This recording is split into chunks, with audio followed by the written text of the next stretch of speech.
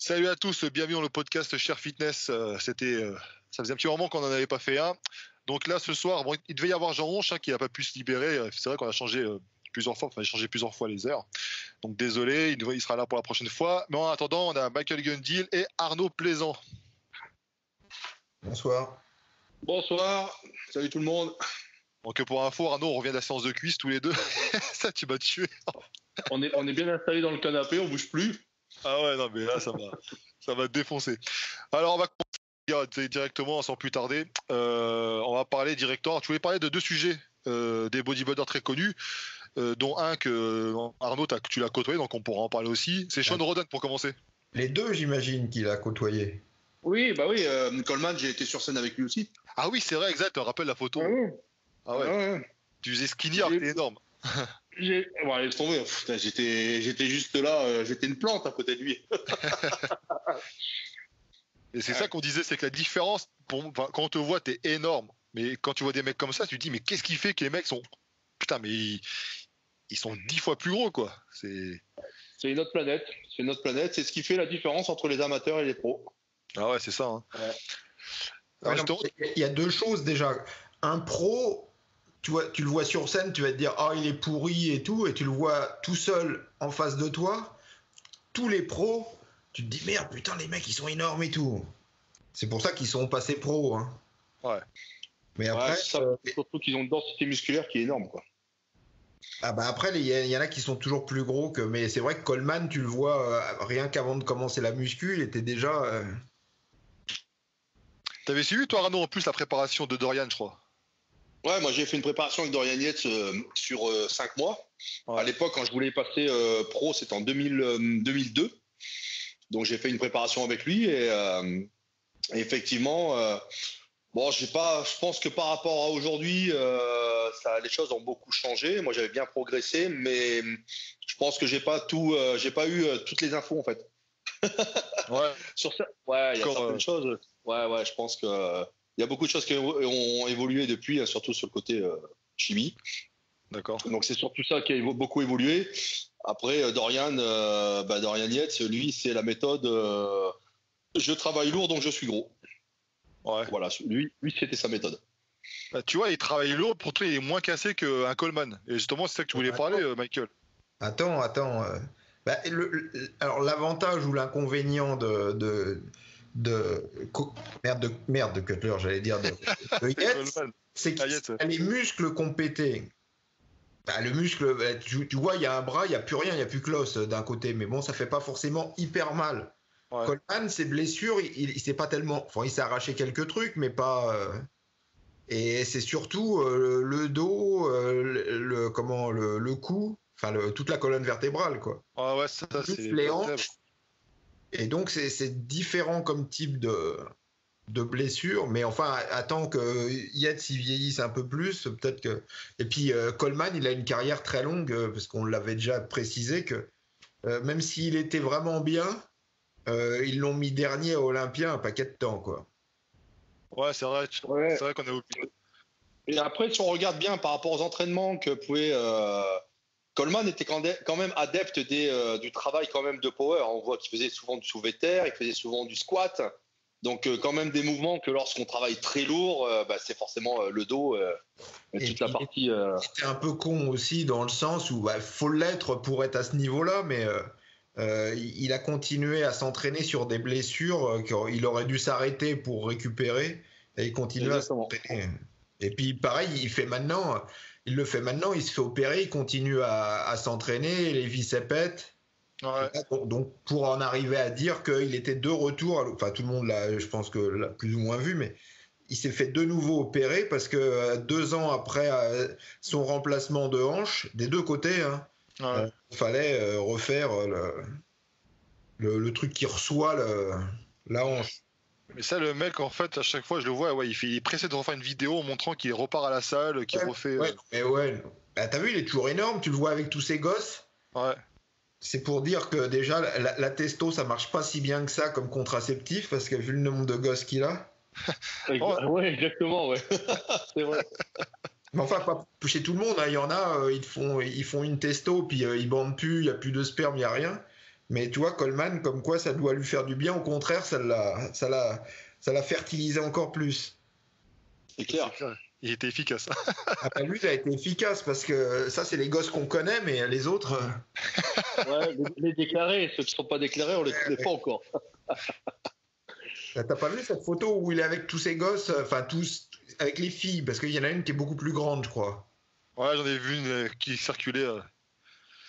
Mais en fait, moi je dis qu'il ferait bien de louer une chambre d'hôpital parce qu'il va y passer le restant de sa vie. Hein. Ah bah, surtout s'il continue à ne pas respecter. C'est surtout tout ce qu'il a gagné, aujourd'hui, tout part dans ses soins médicaux. Hein, ouais, pas sûr, parce que comme il était policier, il doit avoir une bonne assurance santé quand même. Une bonne couverture par rapport aux culturaux moyens. Hein. Ouais. Ah, c'est vrai que c'est des coûts énormes en plus. Hein, Ah bah sinon, ouais, c'est même pas la peine. Il n'y a aucun autre culturaux qui pourrait se payer des frais. Enfin, peut-être Cutler parce qu'il a dû prendre une bonne assurance, mais. Ouais, c'est clair. Tu vois, que quand Flex s'était planté en bagnole, il a été ruiné pendant un moment. Ah, c'est vrai que c'est un coup. On critique le système français, mais mine de rien, nous, la Sécu, elle doit rendre bien service. Hein. Donc, c'est clair que. Mais justement, Arnaud, est-ce que tu as une anecdote par rapport à lui, justement? Par rapport à Coleman? Un truc que tu as vu, que tu as. Écoute, moi, Coleman, quand j'ai fait, la petite anecdote, c'est que lorsque je savais que la compétition que j'allais faire, il était là.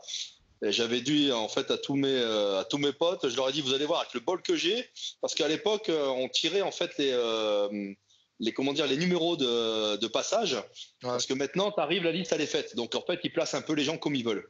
Comme ça, ils arrangent.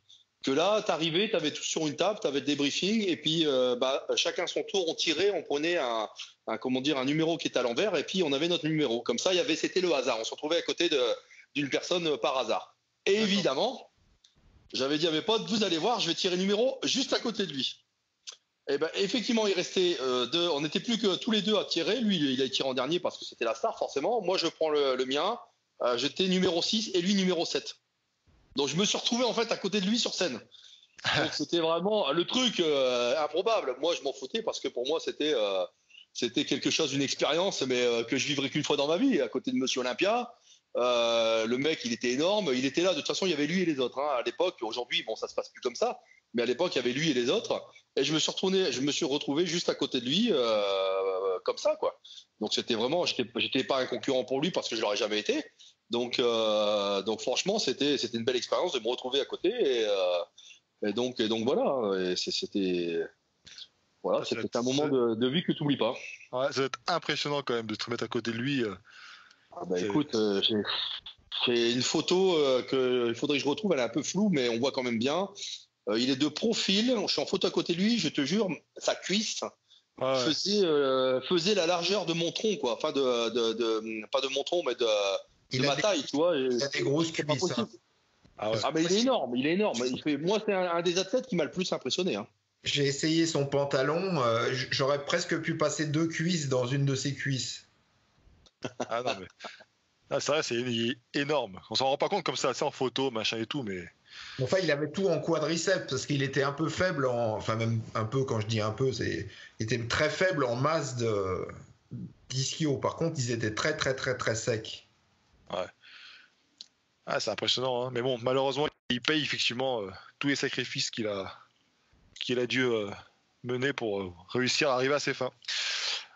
Et du coup, tu voulais. Non, mais on peut poser une question piège, puisqu'il faut, il faut toujours faire de l'interactivité avec les internautes. C'est vrai. À combien d'opérations chirurgicales il en est Ah putain. Ah oui. Ah ouais, c'est. J'ai perdu. Avant, j'arrivais à les compter, mais là, j'ai perdu le compte. Hein. Et c'est lui qui a le bon résultat, tu lui envoies un bouquin ou pas? Je ne sais même pas s'il y a quelqu'un qui saurait répondre à ma question. Je ne sais même pas si Coleman lui-même le sait. Et par contre, ce qui est important de noter, c'est que lui et pas mal d'autres culturaux finissent avec des remplacements de hanches. Je pense que c'est à méditer pour les mecs qui font de la muscu. Bah justement, on m'avait conseillé de faire des étirements, etc. par rapport à la hanche. Oh, t'es les bonnes, celle-là. Ah bah oui, je sais. Des étirements et puis t'auras pas de problème aux hanches. De toute façon, au bout d'un moment, la blessure, elle est, enfin, à force de tirer sur la couenne, comme on dit, la blessure, ça peut arriver, quoi. Je veux dire, au bout d'un moment. Toi, Arnaud, t'as pas eu de blessure, de grosses blessures, mis à part le dos, t'as le dos. Bah, moi, c'est juste, comment dire, une discopathie, donc quelque chose de normal pour un body. Enfin, pour un sportif de haut niveau. Je fais quand même du sport depuis l'âge de 6 ans, et je fais la compétition depuis l'âge de 10 ans, donc j'ai quand même un passé de sportif en compétition qui est quand même important. Ouais. Et ce qui est juste normal, hein, quand j'ai fait justement cette radio et ce scanner, j'ai fait un scanner. Il m'a dit, il n'y a rien de grave, c'est vraiment minime, mais le minime fait que parfois ça me gêne. Donc il y a des exercices que j'évite, je fais très attention à ce que je fais, c'est pour ça d'ailleurs que je ne fais plus de squat déjà depuis très longtemps. Et effectivement, à l'époque, quand j'avais fait ce scanner, on m'avait détecté le début d'une protusion, et finalement que j'ai plus aujourd'hui, parce que là, elle n'apparaît plus du tout, mais par contre, j'ai une discopathie au niveau des lombaires, donc voilà, je dois faire attention à faire certaines choses et j'adapte en fait mes entraînements en fonction de ça.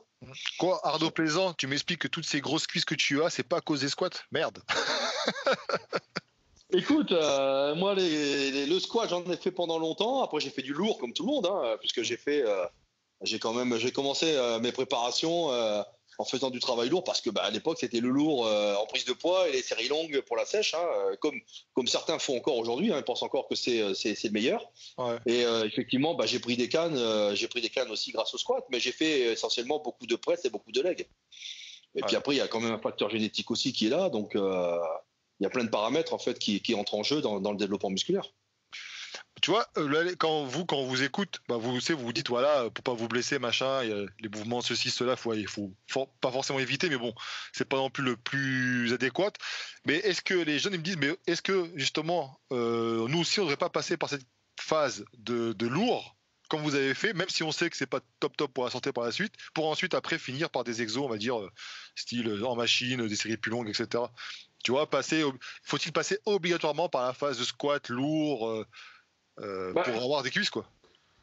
Comme je t'ai dit tout à l'heure, Aiki, tu sais, il y a quand même le passé aussi sportif de chacun, puisque là, le capital musculaire se fait pendant l'adolescence quand tu fais tes sports. C'est d'ailleurs pour ça qu'on oriente à l'école dans les gens dans certains sports, comme quand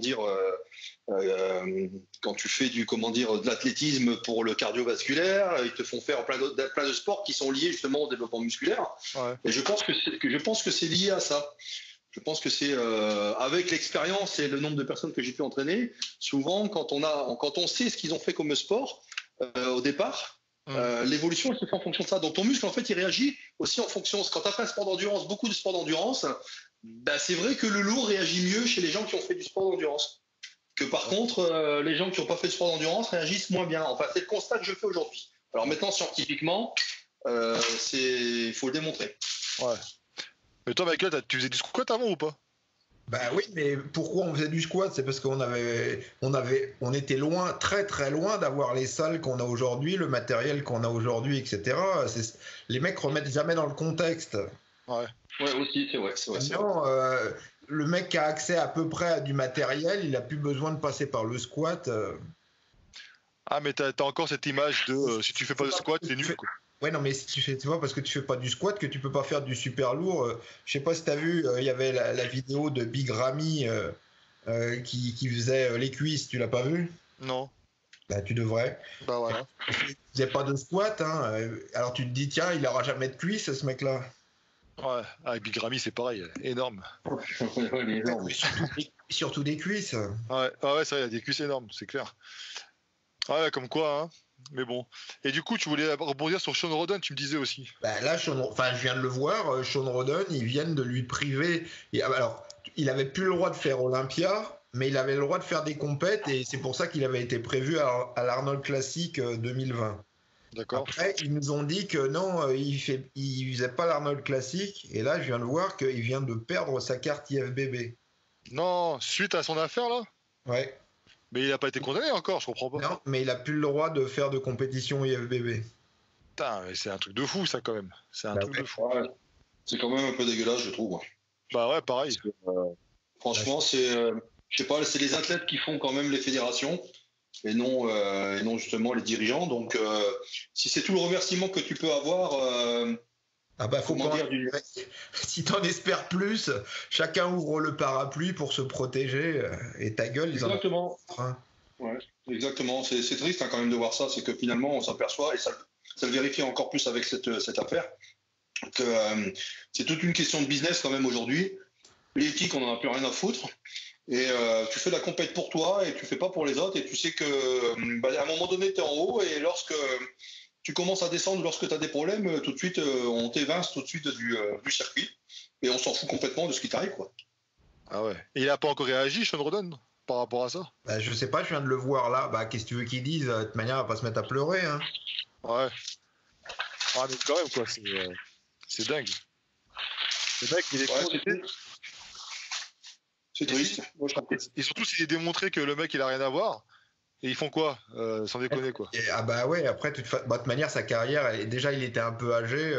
Sa carrière, elle est. Ouais. Alors derrière, est-ce que ça cache pas une histoire politique ou tu sais comment ça se passe chez les pros Ouais, non, mais chacun, tu sais, c'est des histoires de viol avec les femmes, etc. En ce moment, c'est des sujets hyper. Aux États-Unis, c'est spécialiste. Hein. Et puis là, tu vois, enfin, ça n'a rien à voir, mais c'est un autre exemple de. Tu vois, on a la couverture de notre prochain livre sur la musculation pour le sport qui va sortir aux États-Unis. Ils ont dit un dessin d'homme, un dessin de femme, alors que c'est pas les femmes qui achètent les livres, et surtout celui-là, quoi. Mais il faut être dans le politiquement correct à fond les gamelles, quoi. Putain, c'est voilà, exactement. Moi, ça me laisse tomber, quoi. Surtout que c'est quand même une histoire. Il n'a pas besoin une vieille peau, parce que la bonne femme, elle a été bien, celle qui prétend avoir été violée, elle a été bien, mais il y a 10-15 ans quand même. Ouais. Le mec, il n'a pas besoin de ça pour tirer un coup. Elle vient dans sa chambre d'hôtel. T'imagines, tu vas dans la chambre d'hôtel toute seule d'un gros Jamaïcain qui est plein de testo. Oh, j'y vais parce qu'on est amis. Ouais. Puis encore, nous, on n'est pas au courant de ce qui s'est réellement passé. Mais non, parce que avec son mari, ils avaient déjà arnaqué une banque. Ils ont été condamnés. Ouais, non, mais c'est. Attends, l'histoire. C'est chou, mais ils règlent leur compte. J'ai l'impression que, je sais pas, ils veulent l'évincer pour. Peut-être, comme tu dis, peut-être c'est politique, business derrière, j'en sais rien, il y a une histoire. Je sais pas, mais bon, de toute manière, s'ils avaient personne d'autre à mettre, peut-être qu'ils l'auraient soutenu, mais vu qu'ils en ont 200 autres. Ouais, puis il faut savoir quand même que Roden a fait Monsieur Olympia sans sponsor. Hein. Ouais, c'est ça. Maintenant, on peut avoir des sponsors. Ouais, c'est guerre. Il n'y a plus beaucoup. On pourrait en reparler, mais on pourrait l'histoire du sponsoring chez les pros. Il y a de moins en moins de pros qui sont sponsorisés. T'avais déjà annoncé ça auparavant. Tu disais qu'il y avait une espèce de turnover. Ils sponsorisaient beaucoup plus maintenant le MMA que le body. En autres, ouais, sûrement. Ou sinon un peu. Enfin, je connais pas trop, mais le CrossFit ou. Ouais, voilà, d'autres disciplines, on va dire. Moins.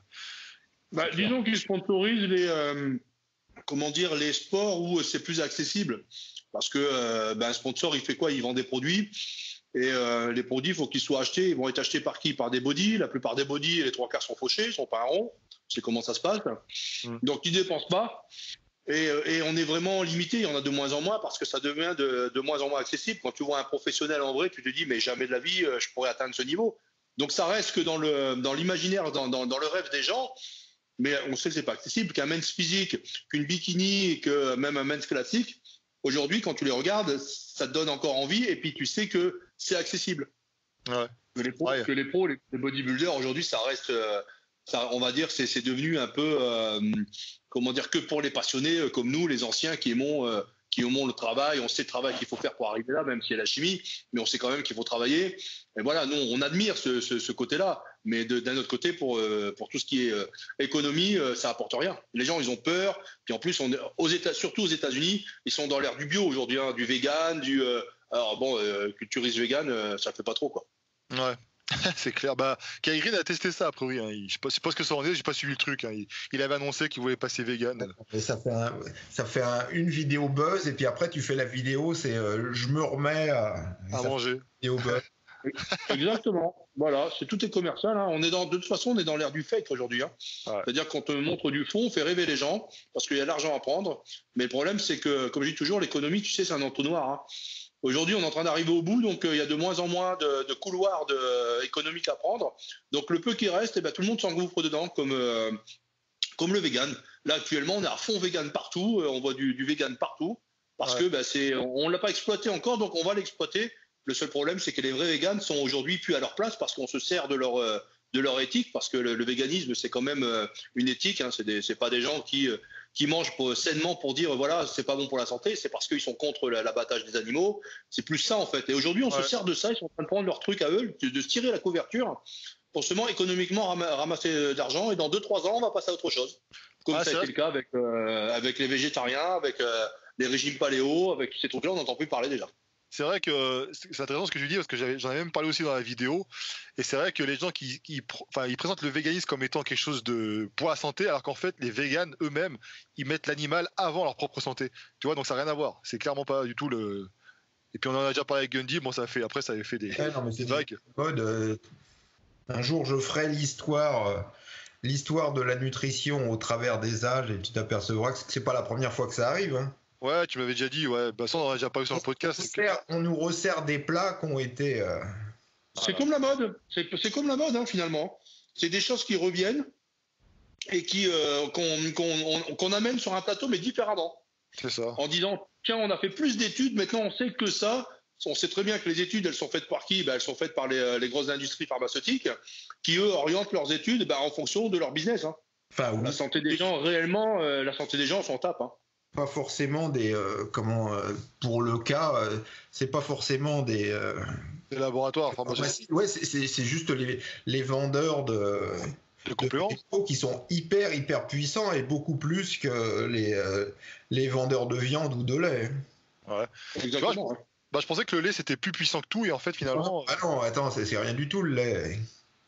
Par rapport au soja et compagnie. Ouais, c'est quelqu'un qui a plus de culture en plus. Même, c'est ce que je dis toujours, même Reagan, face aux agriculteurs de maïs, il a même pas pu imposer sa politique. Et pourquoi, regarde, le maïs, on en retrouve partout dans le, corn syrup dans le coca.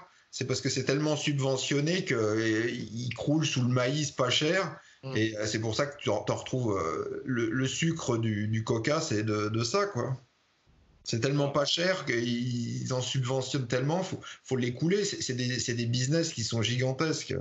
Mais tu vois, les gens qui n'ont pas conscience de cela. Non, mais les mecs, c'est pas là de venir ouvrir sa gueule.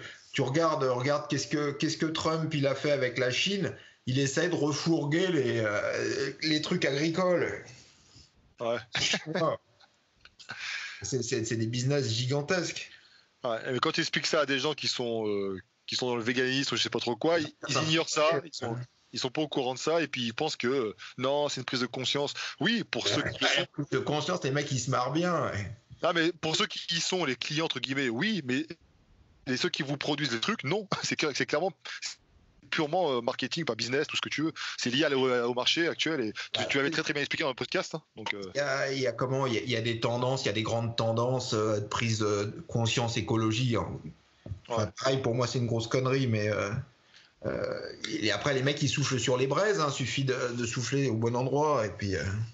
Oui, et puis maintenant avec le pouvoir des réseaux sociaux, Internet, tout ça, c'est amplifié maintenant tout ça, donc c'est plus comme avant où, comme tu disais, j'en ai connu des conneries parce que moi quand j'étais petit, le grand truc c'était pas vegan etc. C'est qu'il fallait que le tiers-monde se développe.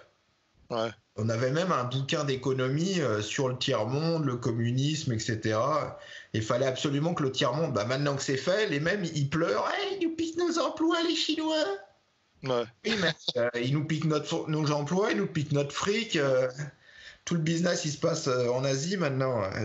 Maintenant, les mecs voulaient que le tiers-monde se développe. Maintenant que c'est fait, tu t'aperçois qu'il y a des avantages, mais il y a beaucoup d'inconvénients aussi. Puis, du coup, ils polluent. Ouais. Alors que quand ils n'avaient pas un rond et rien à bouffer, au moins ils polluaient pas. Ouais, tout ça c'est lié. Ils n'ont pas d'état d'âme. Hein. Mais vous avez connu des grands bodybuilders, mais en mode peut-être pas vegan, mais végétalien.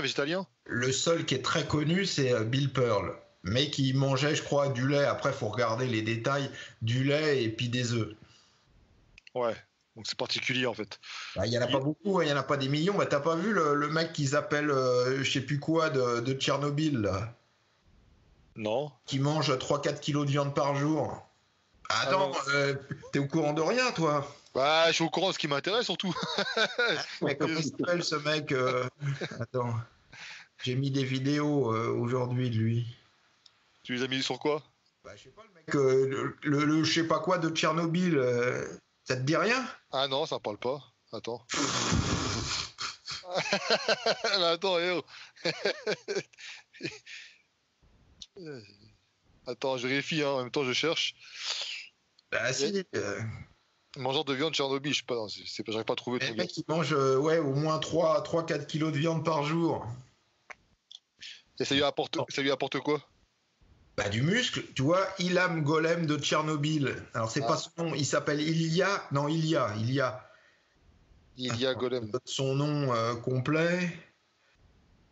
Comment il s'appelle? Faut que j'ouvre la vidéo. Ah oui, c'est ça, c'est Ilya Golem, Yefing Chic, je sais pas quoi. Voilà, ouais. Bah, il s'explique son régime, c'est plusieurs kilos de viande par jour. Putain, la vache, 352 livres. Putain. Ah bah oui, il est énorme, hein. Bon, il est plein de Saint-Ol aussi, mais il est énorme quand même. Ah ouais, ce que j'allais dire, il fait penser un peu au physique du regretté Rich Pena. Ah oui, non, mais c'est à peu près le même style. Et il est sponsorisé 5%, tu m'étonnes. Ah oui, fiction. Et c'est fiction, comme quoi. Ah ouais, comme quoi. Hein. Bon, bah voilà. Hein. En tout cas. Lui, il est pas vegan. Hein. Non, c'est clair. Moi, il en a rien à foutre. Hein. Ouais, c'est pas un ami des végans, lui, c'est clair. Non, mais il y en a très peu. Alors, t'en trouveras toujours un ou deux qui sont véganes, mais pareil, Coleman, c'était pas le genre à être vegan. Mais ouais, puis c'est le plus connu, mais qui mangeait quand même des protéines animales, c'était Bill Pearl. Mais c'est pas tout jeune, hein. Ah ouais. Bah, c'est surtout qu'on prend toujours une exception et on se dit, bah vous voyez, lui, enfin, s'il y en a un parmi combien. Il va y arriver aussi. Et en plus, il n'a pas toujours été vegan. Donc il était déjà massif quand il est devenu. Mais bon, voilà, c'est ça, c'est ce que j'ai dit. Hein. J'ai dit, moi aujourd'hui, je me mets vegan, j'ai acquis une certaine masse musculaire, je peux devenir vegan et puis essayer de conserver cette masse. Mais évidemment, sur le long terme, bah, je vais perdre de la densité. Mais je pourrais dire, bah, je suis vegan, alors que je suis pas arrivé comme ça vegan. Tu vois, c'est ça qu'ils oublient de préciser. Et moi, je suis vegan 6 heures par jour. Faire des likes. Tu sais, il faut faire des likes. Donc, moi aussi, je suis vegan. Tu t'oublies juste de préciser 6 heures par jour pendant que tu dors. Ouais. Moi, je différencie vraiment ceux qui le sont par conviction forte, etc. Et ceux qui le font, comme tu dis, par business, par intérêt, c'est des mythos, en fait. Et vas-y, Marcel, que je m'engouffre. Ouais, c'est ça, c'est exactement ça. Mais je le vois bien, hein, même quand tu les vois aussi sur ceux qui sont sur les réseaux sociaux, c'est la même chose. Hein, ils ont de plus en plus, t'envoies vegan machin, vegan ceci, mais bon. De toute manière, enfin, c'est pas d'hier que je le dis, mais tu sais, quand tu vas dans un salon bio, ouais. Ça fait déjà, les mecs, c'est des morts vivants, quoi. T'as l'impression de croiser des zombies. Ouais, c'est clair. C'est vrai qu'ils ont tous eu un comportement et une attitude qui est complètement différente de. On a l'impression d'entrer dans une secte en fait quand tu arrives dans ces trucs. C'est pas une secte, mais ça respire pas la santé, quoi. Ouais. Mais après, moi, je connais qui sont athlétiques parce qu'ils font du sport. Mais est-ce que les mecs en question, ils font peut-être pas de sport non plus, hein? Ah bah, c'est pas bon pour la planète de faire du sport. Tu vas dépenser plus, donc faut que tu manges plus. Ah ouais, c'est pas faux. Parce que je prends Blouson au sommet, par exemple, bon, vous connaissez pas forcément, mais bon, il est vegan, il a un sacré physique. J'ai un pote à moi pareil. Mais bon, c'est clair que c'est une exception parce que j'en connais aussi quelques-uns des végans, même tu vois sur les réseaux sociaux. J'ai trouvé un peu, moi, j'en ai déjà parlé, moi, j'ai trouvé un peu, pas grassouillés, mais ils sont skinny fat, quoi, tu vois, ils sont à la fois fins et à la fois, j'imagine que leur IMC est un petit peu haute. Donc c'est un peu curieux, mais bon, après, c'est constitué pas la majorité, mais bon. C'est vrai qu'après, faire du sport, quand peut-être qu'il manque d'énergie, j'en sais rien, peut-être que, je sais pas. Bah, quand t'es fait pour manger de la viande et que tu te prives de viande, forcément que tu vas te tirer la langue. Hein. Ah ouais. Ouais, c'est clair. Bon bah voilà, bah écoute, on a fait le tour par rapport à ça. Il y avait juste un truc, alors ça peut intéresser les compétiteurs. Alors j'ai pas tout lu, je comprends pas tout, mais ça peut intéresser les compétiteurs français et européens. Tu sais, il y a The Rock qui a créé sa compétition. Ouais. Ah oui, c'est vrai. Au mois de novembre, je crois, elle va se passer. Bah là, ils disent 9 au 11 octobre 2020. Alors, donc c'est aux États-Unis sous l'égide du NPC, mais ils n'accepteront aucun athlète américain. Ah bon? Donc, ça veut dire que tous les athlètes européens ou français qui veulent aller faire de la compétition, si tu veux aller faire une grosse compétition aux États-Unis, bah c'est l'occasion. Donc renseigne-toi. Athleticon, Atlanta Athleticon, octobre du 9 au 11. Mais c'est pas dans cette il veut pas mélanger performance. Il y aura plein de trucs, mais il y aura une compétition NPC bodybuilding. Alors, tu vois, il y aura 200, je te lis rapidement, il y a 200 événements.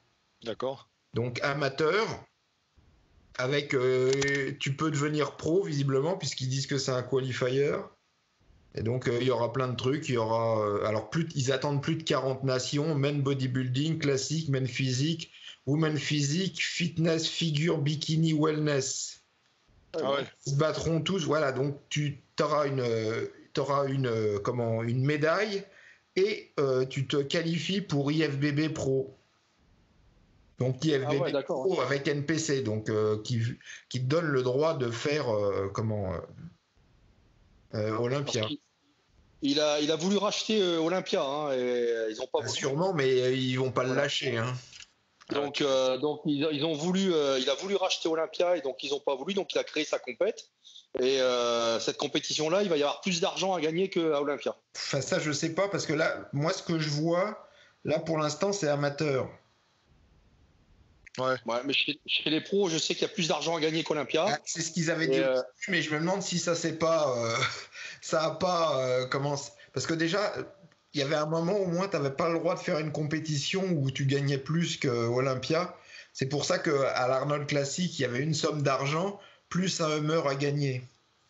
Mais je sais pas. Ah, d'accord. Non, mais je vois pas qu'il y ait la compétition des pros. Parce que là, c'est du NPC. Mais alors c'est à la fois intéressant et inintéressant, mais ils n'accepteront. C'est un truc aux États-Unis, mais ils n'accepteront pas d'athlètes américains. Ouais, qui peut se permettre de se déplacer là-bas, tu vois. Le mec qui est milliardaire. Ouais, parce que comme tu dis, les bodies sont pas, ils sont fauchés comme tu disais tout à l'heure. Donc j'en parle parce que s'il y a un compétiteur français qui veut y aller, voilà, il est temps de s'inscrire. Bon Arnaud, t'envoies qui la team plaisant là pour tester ça? Maxime ouais, pourquoi pas. Pourquoi pas toi et qui? Mais t'es puis quand encore? Bah, tu pourrais. Parlons sérieusement. Maxime Parisi, un candidat. En pro, enfin, après, il y a amateur, mais en pro. Je sais pas, je vois pas. Faudrait lire, mais je vois pas la compétition pro. Ouais. Ah, parce que Maxime, il est pro déjà, donc ouais, c'est clair que c'est vrai qu'il est pro. Ouais. En amateur, ça doit être. Puis ça va être une compétition qui va être extraordinaire parce qu'ils ont des moyens, donc ça va être un show qui va être. Sauf qu'il n'y aura pas d'Américains, ce qui est quand même bizarre, mais d'après moi, il y a du Bisbee parce que c'est le mec qui s'occupait d'Olympia avant, qui s'occupe donc Robin Cheng, qui s'occupe de cette compétition maintenant. Ah, et puis avec l'histoire de contrats, des machins, des clauses, j'imagine qu'ils sont pas libres de faire tout ce qu'ils veulent non plus, hein. Surtout ceux qui sont installés depuis très longtemps par rapport à eux. Parce qu'en plus, c'est pareil, tu dis qu'il y a de l'argent gagné, ok, mais les sponsors, j'imagine que ça va pas non plus. Moi, je te dis, pour l'instant, je vois pas qu'il y ait de pro ni d'argent à gagner. Hein. Ouais. Au début, c'est ce qu'on nous avait dit, mais. Ouais, je me rappelle qu'on en avait parlé. Mais... Ouais, ça a peut-être changé depuis, effectivement, à cause de problèmes de contrat par rapport à Olympia. Par rapport là, visiblement, ils veulent pas que ça concurrence les championnats des États-Unis amateurs. Ah ouais.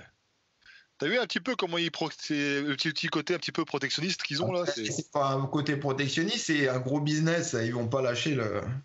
Mais quand Arnold il a créé Arnold Classic, c'est pareil. J'imagine il a dû avoir des bâtons dans les roues. Il a créé Arnold Classic déjà. Non, il a pris comment Arnold quand il a arrêté, c'est lui qui faisait la promotion d'Olympia. Après, il a dû perdre la promotion d'Olympia. Et il a créé, je sais plus quoi, Mister International, où la première compétition que Gaspari a gagnée, c'était pas Arnold Classic. Après, c'est plus tard, c'est devenu Arnold Classic. D'accord. Donc ça c'est pareil, j'imagine que... Et c'est un gros business, oui, parce que le mec qui fait Olympia, il empêche les autres, et puis si tu veux faire une compétition pro, faut que tu verses une grosse redevance à la Fédé. Ah ouais. Eh ouais, business is business. Hein. Ouais, ça a toujours existé, ça. Je me demande si c'est pas 30 ou 40% des recettes. Ça m'étonnerait, il n'y ait pas un fixe. Hein. Ouais. C'est énorme. Ça veut dire que si ça fait un flop, t'es quand même obligé de verser ton fixe, quoi. Ouais, si le deuxième jusqu'au 5e dans sa division, toute catégorie, il est qualifié. Ah non, tu reçois des points. Oh la vache, c'est compliqué. Il faut mieux gagner. Un conseil, gagne. C'est ça. Au moins, t'es pas emmerdé. Bon, bah ok. Et juste, Arnaud, je vais te poser une question parce que Sean Roden, tu l'as côtoyé aussi. Bah, j'ai fait ma dernière compète pro avec lui San Marino. Ouais. San Marino Pro il y a 4 ans maintenant ou 5 ans. Et j'ai eu la chance en fait de me retrouver avec lui, avec Dexter Jackson. Il y avait aussi Martinez, il y avait aussi Denis Wolf. Ouais. Enfin, j'ai eu la chance de me retrouver avec vraiment les gros pour ma dernière compète pro, c'était top. Et bon, c'est Sean Roden qui a gagné cette compétition. Ouais. Et effectivement, oui, ce qui est impressionnant, c'est que tu les voyais même pas s'échauffer. Hein. Moi, je l'ai vu arriver 10 minutes avant de monter sur scène. Tu voyais qu'il ne s'était pas échauffé parce qu'il y en a certains qui étaient dans l'hôtel qui était au-dessus de la salle à l'époque parce que tout était dans le même groupe. Donc, il y en a qui s'échauffaient dans leur chambre et ils venaient après derrière pour pas se montrer. Il y en a certains qui font ça. Mais lui, tu voyais bien qu'il s'était pas échauffé. Il est arrivé, ils lui ont mis juste un petit peu d'huile. Le mec, il est monté, il s'est même pas échauffé. Putain, c'est la première fois que je voyais ça de ma vie. Je dis putain, mais il se chauffe pas lui. Et quand je l'ai vu, il était lisse. Tu sais, il avait une apparence lisse. Et à l'époque, avec ma femme, j'ai dit putain, il est bien, mais bon, il fait pas sec, tu vois. Et le mec, il est vraiment en forme. Hein. Et donc on monte sur scène et quand on redescend, elle revient me voir derrière, elle me fait, je te confirme, il est écorché. En fait, quand il contracte, elle me disait, ça sortait de partout. Putain, tu vois, c'était le truc impro. Tu me voyais sur scène, dès qu'il contractait, ça pétait de partout. C'est une qualité que certains ont, un peu à la Arnold à l'époque. Arnold, vous voyez qu'il contractait, puis ça gonflait. Alors que je connaissais des mecs, ils avaient l'effet plutôt contraire. Quand ils contractaient, le muscle, il se rétrécissait un peu. Ouais. Alors là, t'es dans la merde. Hein. Faut mieux pas faire bodybuilder. T'as le Exine, par exemple, pour ceux vous le connaissez. Lui, il a cette qualité-là. Hein. Je l'ai vu en vidéo, je l'ai filmé. Le mec, quand tu vois ses bras, ils sont ce qu'ils sont. Il contracte, le machin, il double. Tu dis, c'est pas le même mec, quoi. C'est impressionnant. Ça, sur scène, ça joue, hein. Ouais, ça joue vachement. Alors que je te dis, moi, j'ai connu des mecs qui avaient le contraire. Tu vois, ils avaient des gros bras. Tu te dis, putain, quand il va contracter, et t'as l'impression que le bras, il rétrécit quand le mec, il contracte. Ah ouais. Merde, putain. Puis il y a rien à faire. Hein. Non, il faut pas contracter sinon. Ouais, d'accord, mais je peux dire. Et du coup, alors Arnaud, dans backstage, alors, ça se passait comment? C'était taquin, personne parlait, c'était. Le problème, c'est que à l'époque, moi, j'ai vécu ça. Hein. J'ai vécu une compétition qui était un peu dans le même style que le San Marino. C'est que les blacks se mélangent pas avec les blancs. Ah ouais? Ah ouais. Et c'était un peu pareil à San Marino, c'est qu'ils sont tous dans un coin et t'as les blancs de l'autre. Et j'ai vécu ça dans une compétition, je crois que c'était le Pro Maximus qui était en Italie, à Rome. Ouais. Et là, c'était flagrant. Hein. T'avais 2 pièces, t'avais les blacks d'un côté et les blancs de l'autre. C'est curieux ça, ça vient de quoi ça? Non, moi, j'ai vécu aux États-Unis. L'un habite à côté de l'autre, mais pas ensemble. C'est impressionnant, hein. Ils se parlent pas, hein. Personne ne se parle. Il y avait des blancs, il y avait des noirs, il y avait des latinos, chacun, et tu vois, tu le croises, mais t'es pas dans la même dimension que le mec. Je sais pas si ils comprennent, mais si, aux États-Unis, c'est comme ça. Hein. Ah ouais. Tu le vois dans les films. Hein. Tu vois, par exemple, chez les pros bodybuilders, les mecs, tu vois en backstage, les mecs communiquent pas. C'est chacun dans son coin, chacun fait sa sauce. Que par contre, chez les men's pro, tout le monde se dit bonjour, tout le monde se parle, tout le monde s'entraide. Il y a vraiment un état d'esprit qui est complètement différent. Ouais, putain. Ça, c'est des trucs qu'on connaît pas, hein, quand tu vois. Si, tu regardes toutes les vidéos où Flex il s'entraîne avec Cormier et et que c'est Charles Glass qui les entraîne, t'as pas. À cette époque-là, oui. À cette époque-là, oui, mais pas de mon époque à moi. Ouais. Toutes les compètes pro, j'en ai vu aucun se taper dans la main. On avait quelques-uns qui se reconnaissaient. Moi, je sais que j'avais un. Ouais. Ah bah, ils se tapaient dans la main ou ils se tapaient dans la gueule. Parce qu'ils étaient copains, mais à géométrie variable. Hein. Ouais. Puis après, je pense qu'il y avait aussi, puis à l'époque, des bodybuilders, il n'y en avait pas beaucoup. Il y avait, comment dire, c'était des passionnés. Aujourd'hui, ça s'est développé différemment parce qu'il y en a beaucoup plus. Donc, je pense qu'il y a tout ça. Il y a beaucoup plus de monde, beaucoup plus de concurrents. Donc, et puis, il y a surtout aussi plus de choses à prendre qu'à l'époque. À l'époque, ils gagnaient pas tant que ça dans les compétitions. Et c'était avant tout, c'était des sportifs. Aujourd'hui, ça a vraiment changé. L'état d'esprit a vraiment changé. Hein. Moi, je le vois dans les demandes que j'ai. Leur première dans leur tête, c'est je veux être pro. Alors avant nous, on se disait je rêverais d'être pro. À l'époque, on se disait ça. Aujourd'hui, c'est je veux être pro. Ils veulent tous être pro. Mais pourquoi tu veux être pro? Parce qu'ils pensent tous qu'il y a de l'argent à gagner en fait. Donc tout le monde se tire dessus en pensant se dire moi je veux être premier parce que je vais avoir ma carte pro et je vais gagner de l'argent. Non, mais ils ont juste oublié qu'il n'y a pas d'argent à gagner. Non. Tu vois? Ouais, c'est vrai. Hein. Déjà, c'est une passion qui coûte. Il n'y en a pas beaucoup. Ça coûte de l'argent à court terme et long terme. C'est-à-dire que ta santé, tu le paieras tôt ou tard et tu vas devoir investir dans ta santé. Hein. Enfin, tout ça, c'est de la thune. Hein. C'est clair que ça, les gens n'ont pas conscience. Hein. Mais en tout cas, je suis étonné parce que, effectivement, je voyais des vidéos, mais je pensais pas que c'était. Bah, tu vois bien, c'est ce que je te disais. Charles Glass, c'est avec qui il entraîne. Il entraîne Cormier, il entraîne Flex. Flex, il s'entraîne avec Cormier ou avec Dillette. Mais c'est rare que tu vois un blanc s'entraîner avec un noir. Bah, tu vois, Sean Roden s'entraîne avec Stan. Ouais, bah, peut-être. Bah, après, c'est peut-être l'exception, mais aux États-Uns, en tout cas, chacun vit. Ah ouais, bah putain. Bah, écoutez, hein. Ils vivent pas ensemble, ils vivent les uns à côté des autres. Mieux que chez nous, quand même. Ouais. Parce que la friction chez nous, elle se passe pas bien, mais là-bas, ils ont plus l'habitude, peut-être.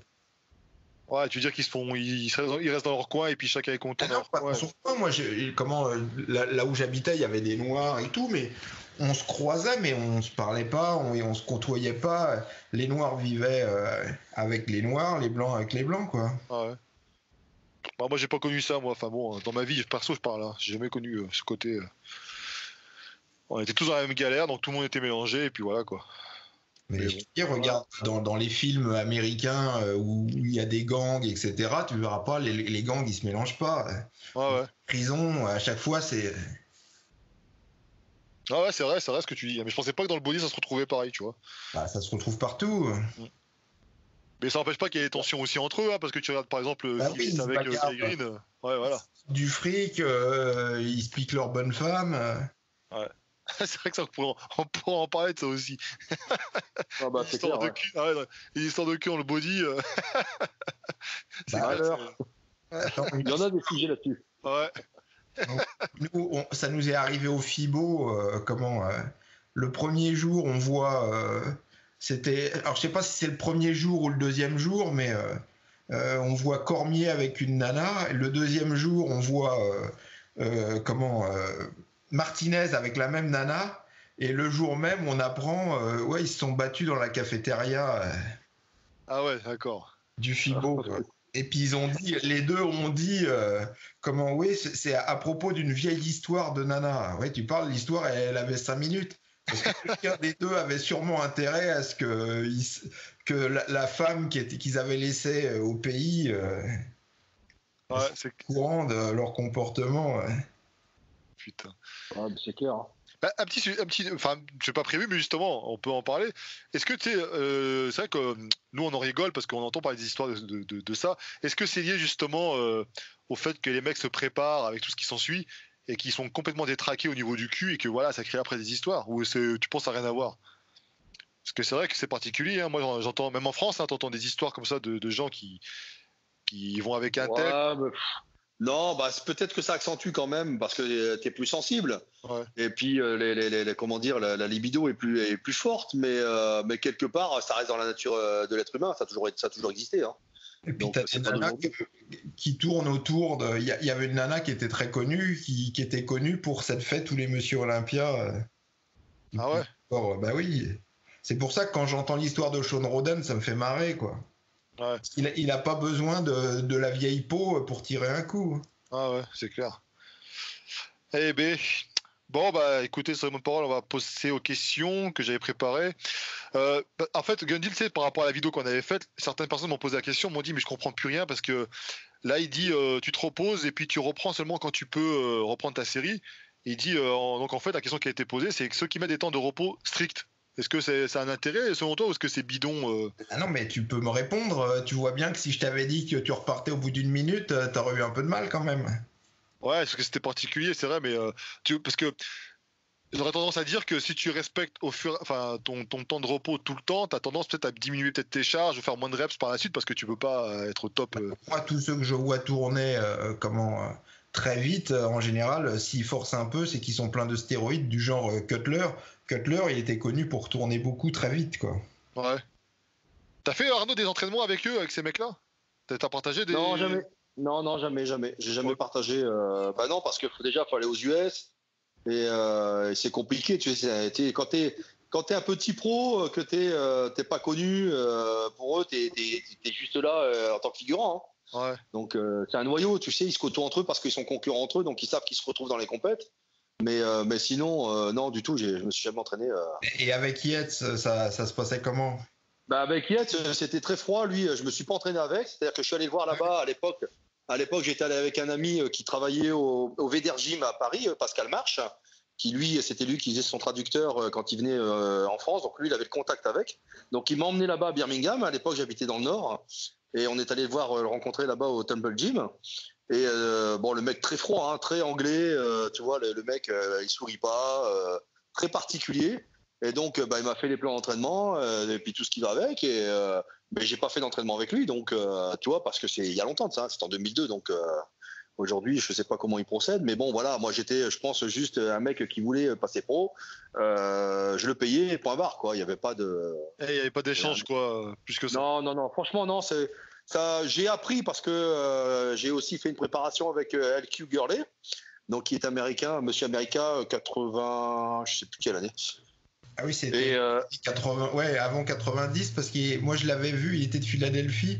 Je l'avais voilà, vu, c'est ça. c'était en 92. Donc, ouais, c'était avant, c'était dans les années, fin des années 80. Ouais. Mais il n'a pas fait beaucoup en pro. Il avait une belle ligne, mais. Ouais. Et j'ai fait une prépa avec lui, donc à Philadelphie. Là, j'y suis allé, je suis parti 3 semaines là-bas. Donc là, je me suis entraîné par contre avec lui. Et ça m'a permis de voir en fait méthode américaine, méthode européenne, qui sont complètement différentes. Justement, parle-nous un petit peu de ça.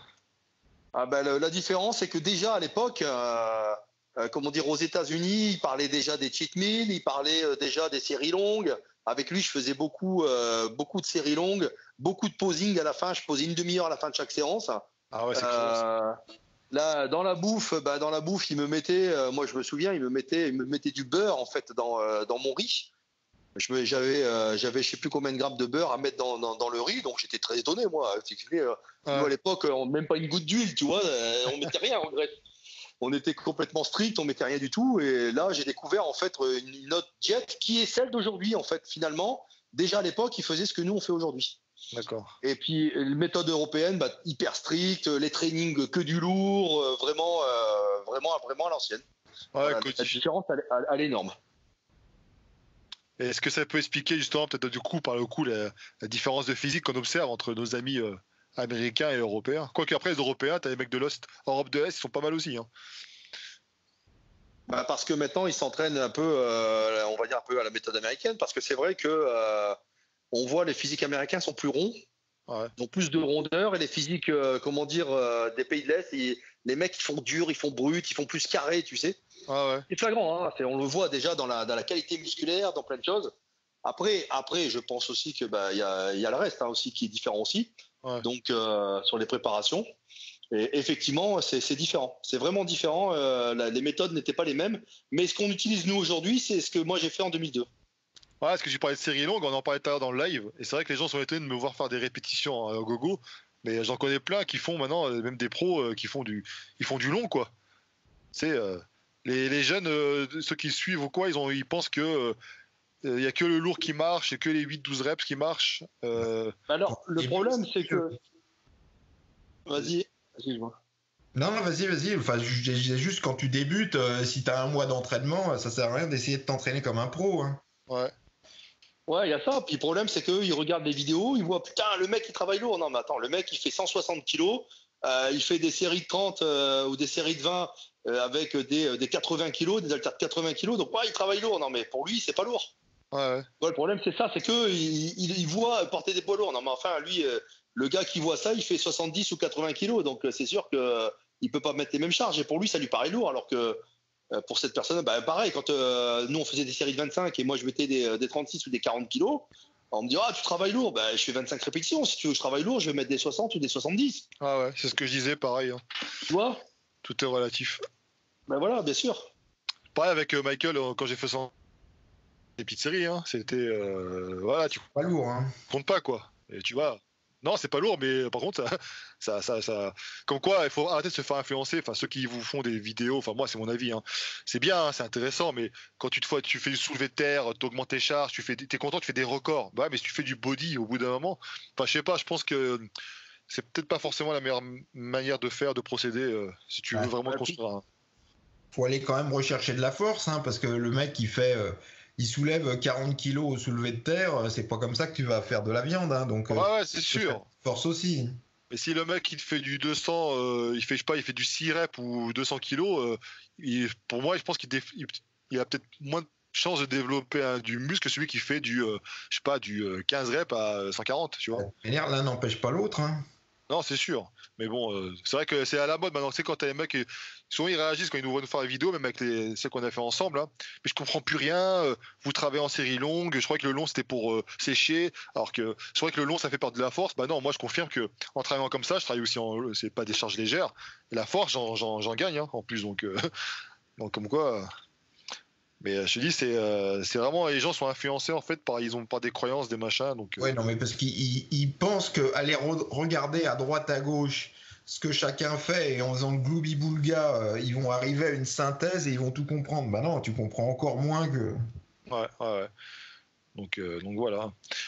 Et alors, justement, il y avait une réaction par rapport à ta vidéo, Michael. Alors, Arnaud, c'est Michael, en fait, il a fait une vidéo. En gros, hein, il titille, en fait, hein, parce que tu as des mecs qui posent des questions, des fois, sur des petits détails de diète ou quoi, mais sans importance. Ouais, bah ça, on le fait. Voilà. Comme quoi, ouais, si je cuis ma viande avec de l'huile, est-ce que du coup, l'huile que je vais prendre dans la viande, il faut que il voulait savoir combien d'huile était absorbée par la viande pour rajouter dans son calcul de calories. Voilà. Les mecs, en vrai, c'est de ouf. Hein. Parfois, tu te dis, c'est pas possible. Mais jusqu'où ils vont, quoi? T'imagines la torture psychologique quand tu dois préparer un repas avec ces gens-là? Et ça, c'est dû aussi à certains qui font des vidéos dans leur chambre, là. Et ils font que ça, et ils font c'est à base de, comment on a déjà parlé dans d'autres podcasts, à base d'études scientifiques, des machins et tout, avec des chiffres et tout ça, mais alors qu'en fait finalement ça a tellement peu d'incidence sur le résultat final. Ils s'intéressent, en fait ils perdent du temps, pour moi c'est une perte de temps, hein, sur des détails. C'est clair. T'oublies l'essentiel du goût, donc c'est ça qui est. Ouais. Mais bien que le mec se pose la question, mais je sais que il l'a pas. La question, il l'a pas inventée tout seul. Il a été la regarder chez un trou du cul qui lui a bourré le dos. Ben, moi, je dis tant pis pour votre gueule. Si vous pensez que ces mecs-là, ils sont bien pour vous, allez les regarder, mais venez pas me faire chier après à essayer de demander des corrections ou des machins ou des trucs. Hein. Ah bah c'est clair. Parce que justement, j'ai souvenir qu'on avait discuté une fois à Michael, parce que c'est vrai, on me dit, quand je monte des vidéos ou je monte des compléments que je peux prendre, on me dit combien de grammes tu prends. Et toi, je me souviens, tu disais, toi, tu calcules pas, tu sais à peu près, quoi, tu sais, à force, mais. Bah, à l'œil, tu le sais, ouais. Et chez Carnot, voilà, c'est pareil. Arnaud me disait que lui, il est pas fan non plus des calculs, parce que ça fait vendre, tu vois, ça fait style le coach sérieux. J'ai rien contre ça, tu vois, il y a différentes méthodologies. Mais qu'est-ce que vous pensez justement des mecs qui font des diètes au gramme près? C'est genre tu prends 10 grammes de plus de glucides, de lipides, attention, c'est dangereux. Parce que pour moi, c'est dangereux, ça peut créer des troubles à force des. Non, mais c'est surtout ce qui est grave, c'est qu'ils prennent pas en compte que chaque être humain est différent, il assimile différemment. Donc tu peux pas être aussi précis, on n'est pas des machines. Dans un ordinateur, tu vas juste modifier un truc, un chiffre, ça va tout changer. Dans un corps humain, tu peux pas être précis à 1 gramme, c'est impossible, parce que l'être humain est différent, on a tous une vie différente, on a un métabolisme différent, un stress, un travail, une vie privée différente, donc forcément, tout ça joue en fait sur l'assimilation de la nutrition, donc Donc c'est pour ça que c'est débile que tu peux pas être au Grand Prix, c'est n'importe quoi. On a vu quand même la vidéo de Gaspari, je sais pas si tu te souviens de cette vidéo où il mesure ses spaghettis. Oui, je l'ai vu celle-là. Il en retire une en disant bon, il y a des Américains ou des gens comme ça qui sont hyper précis, et puis dans leur tête, peut-être que ça les stabilise d'être hyper précis, mais bon, là, il est à quelques jours d'Olympia ou quelques semaines d'Olympia. Le mec qui me pose la question, je pense pas qu'il soit il est à des années-lumière d'Olympia. C'est aussi ça qu'il faut. Et puis tu regardes par rapport aux vidéos de Coleman, il mesure sa viande et tout, puis après il prend la sauce barbecue et tu vois ouais, c'est vrai. C'est ça, c'est exactement ça. Hein.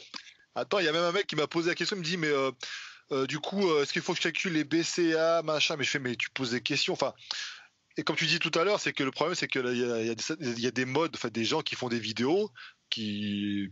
Ils ont le droit de faire. Quand t'as rien à dire, ça te fait un sujet de.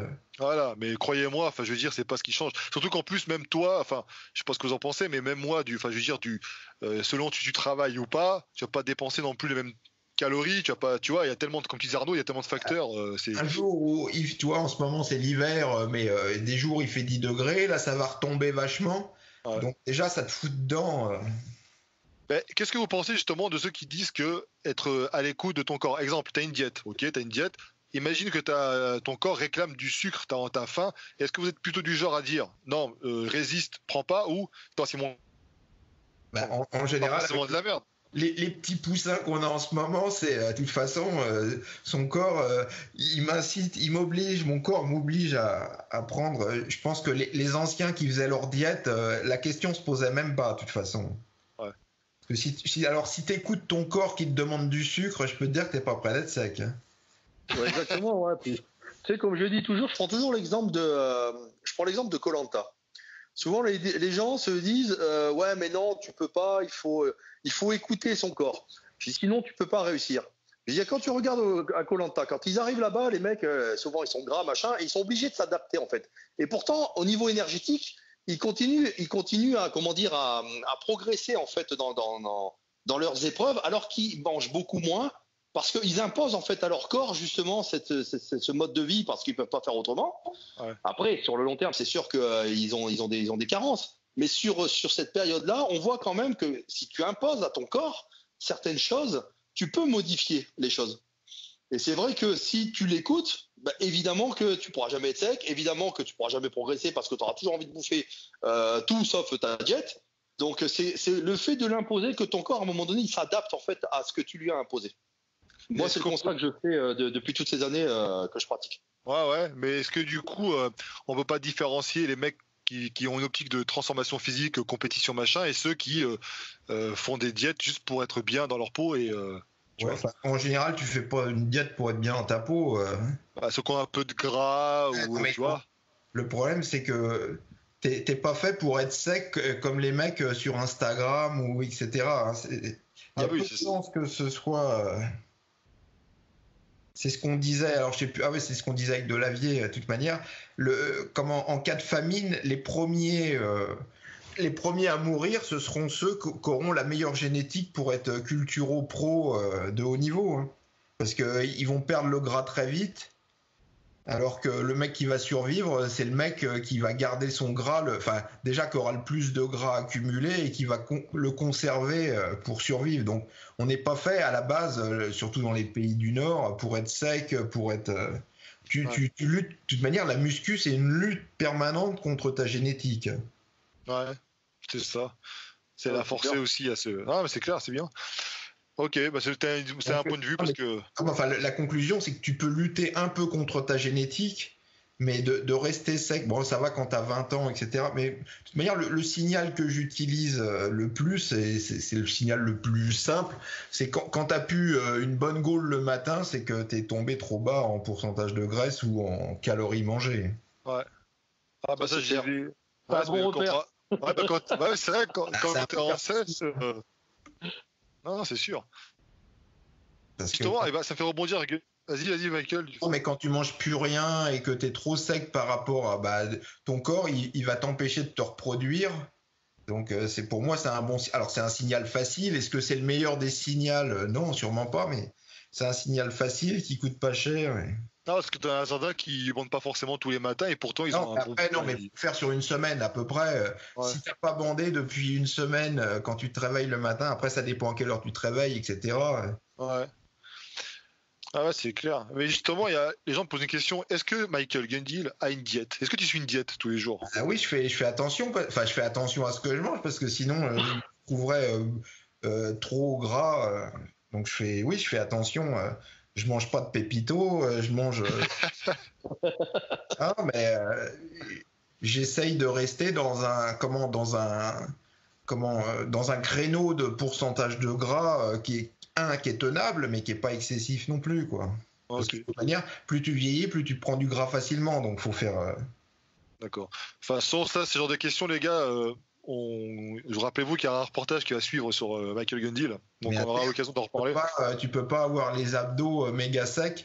Alors il y a des gens qui peuvent, ceux qui sont secs de nature, etc. Mais c'est pas le cas de tout le monde. Hein. Bah là, on parle par exemple Arnaud, Maxime Parisi, c'est son cas. Il arrive à être sec même hors période de compète. Il est propre. Il y a des mecs comme moi qui peuvent prendre plus facilement. Tu vois, donc. Alors lui, il est vraiment dans cette génétique où il est entre deux, tu vois, parce que tu as ceux qui sont hyper secs et qui n'arrivent pas à prendre de masse musculaire, et tu as ceux qui sont gras et qui arrivent plus facilement à prendre de la masse musculaire. Ouais, lui, il est vraiment entre les deux, parce que lui, il prend de la masse musculaire, et en plus, il arrive à rester propre, quoi. Bon, on l'a vu là, avant-hier, je me suis entraîné avec. Ouais, il a 92 kilos, putain, il a encore les obliques, les abdos, il a tout, quoi. Ouais, mais là, il a fait un sacré bond. Hein. Tu lui as débloqué un truc, je sais pas, mais la compétition qu'il a faite là en Italie, je sais pas, ça lui a débloqué un truc, j'ai l'impression.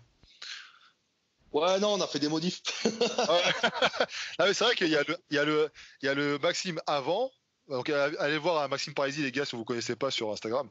Il y a le Maxime Parisi avant qui était déjà très bien, tu vois, et il y a eu le après. Tu vois, ça. Alors Maxime, lui, c'est vraiment une machine de guerre parce que là, le fait qu'on a réussi à faire ces modifs-là, c'est parce que j'ai été plus proche de lui déjà. Et puis à la compétition, sur 3 jours, j'ai fait plein de transformations sur sa diète, sur les compléments, sur ce qu'on devait prendre, pas prendre, retirer, ajouter, parce qu'il a un métabolisme hyper rapide et il est, comme il est rapide, alors c'est un avantage, mais c'est aussi un inconvénient, parce qu'en 2 heures, il peut se vider. Et c'est ce qui s'est passé. En 2 heures, moi, je l'ai vu le samedi soir. Quand je l'ai vu aller au TAN, j'ai fait non, là, il faut qu'on change des choses parce que demain, ça va pas le faire. Il a changé dans la journée, en fait. Et pourtant, il mangeait plus.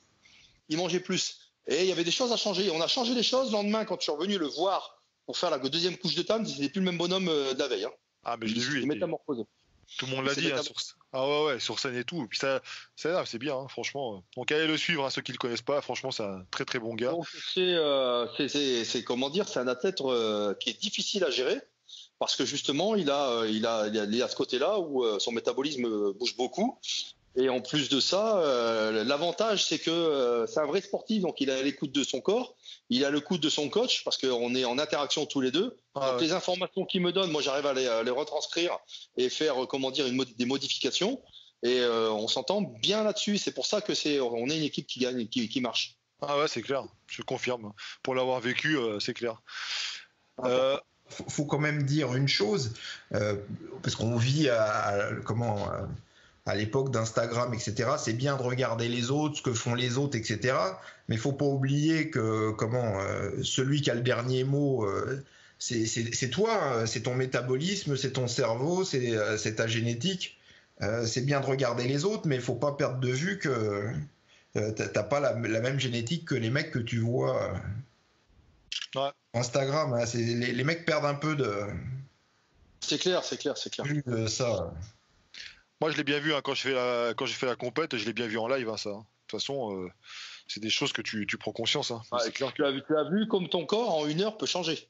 Ah ben moi, c'était impressionnant. Moi, j'ai rien compris. On a parlé en vue d'œil. Hein, tu étais en train de changer à vue d'œil. Ouais, tu m'avais dit, qu'est-ce qui se passe là, t'es en train de prendre de la flotte. Bah ouais. Mais puis rester debout pendant, je crois, 1h30 à attendre mon tour pour le TAN.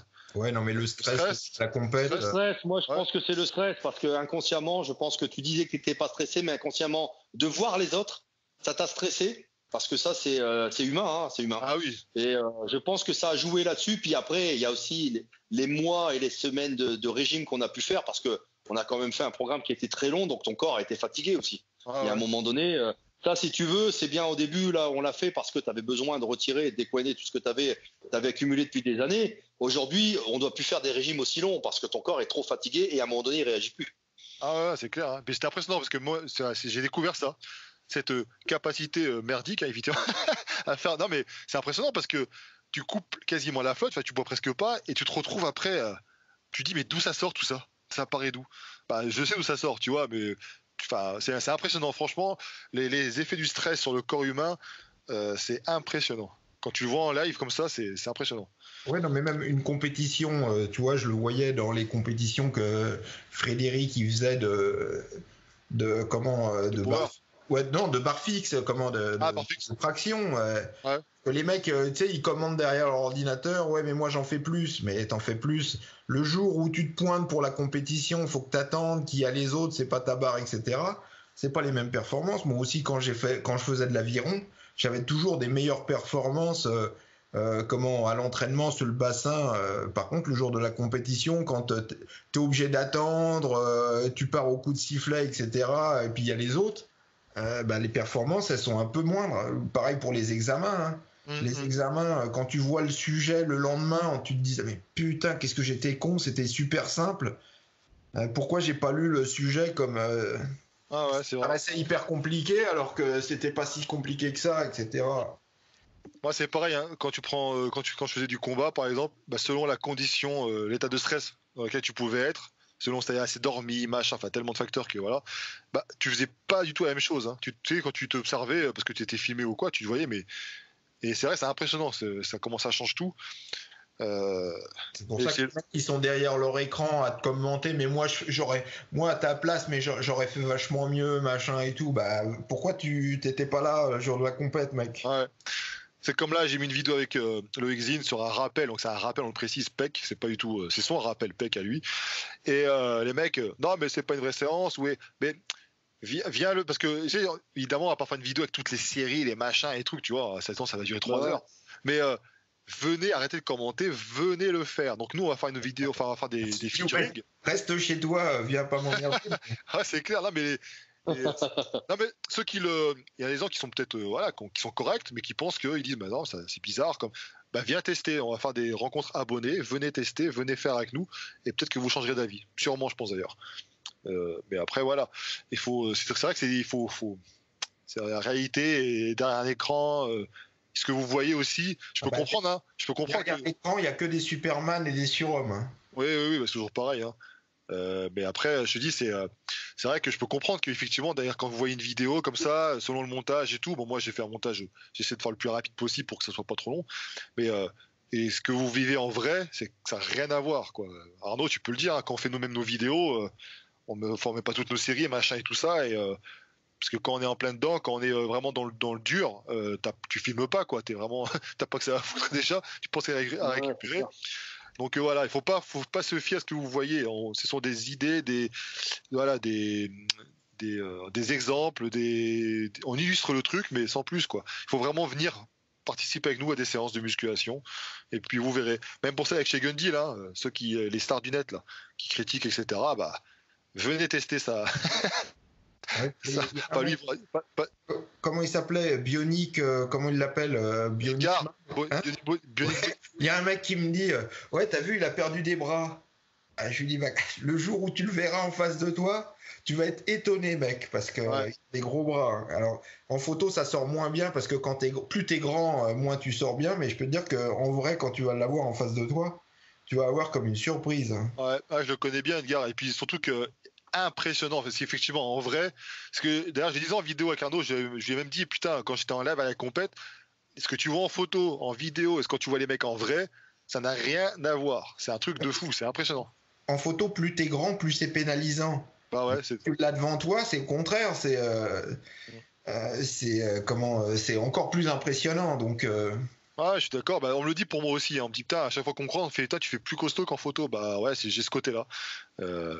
Mais non, c'est clair, je suis d'accord avec toi. Et pour parler d'Edgar, non, mais Bionic Body, là, pour ceux qui le connaissent, il est énorme. Et vous imaginez même pas à quel point il est énorme.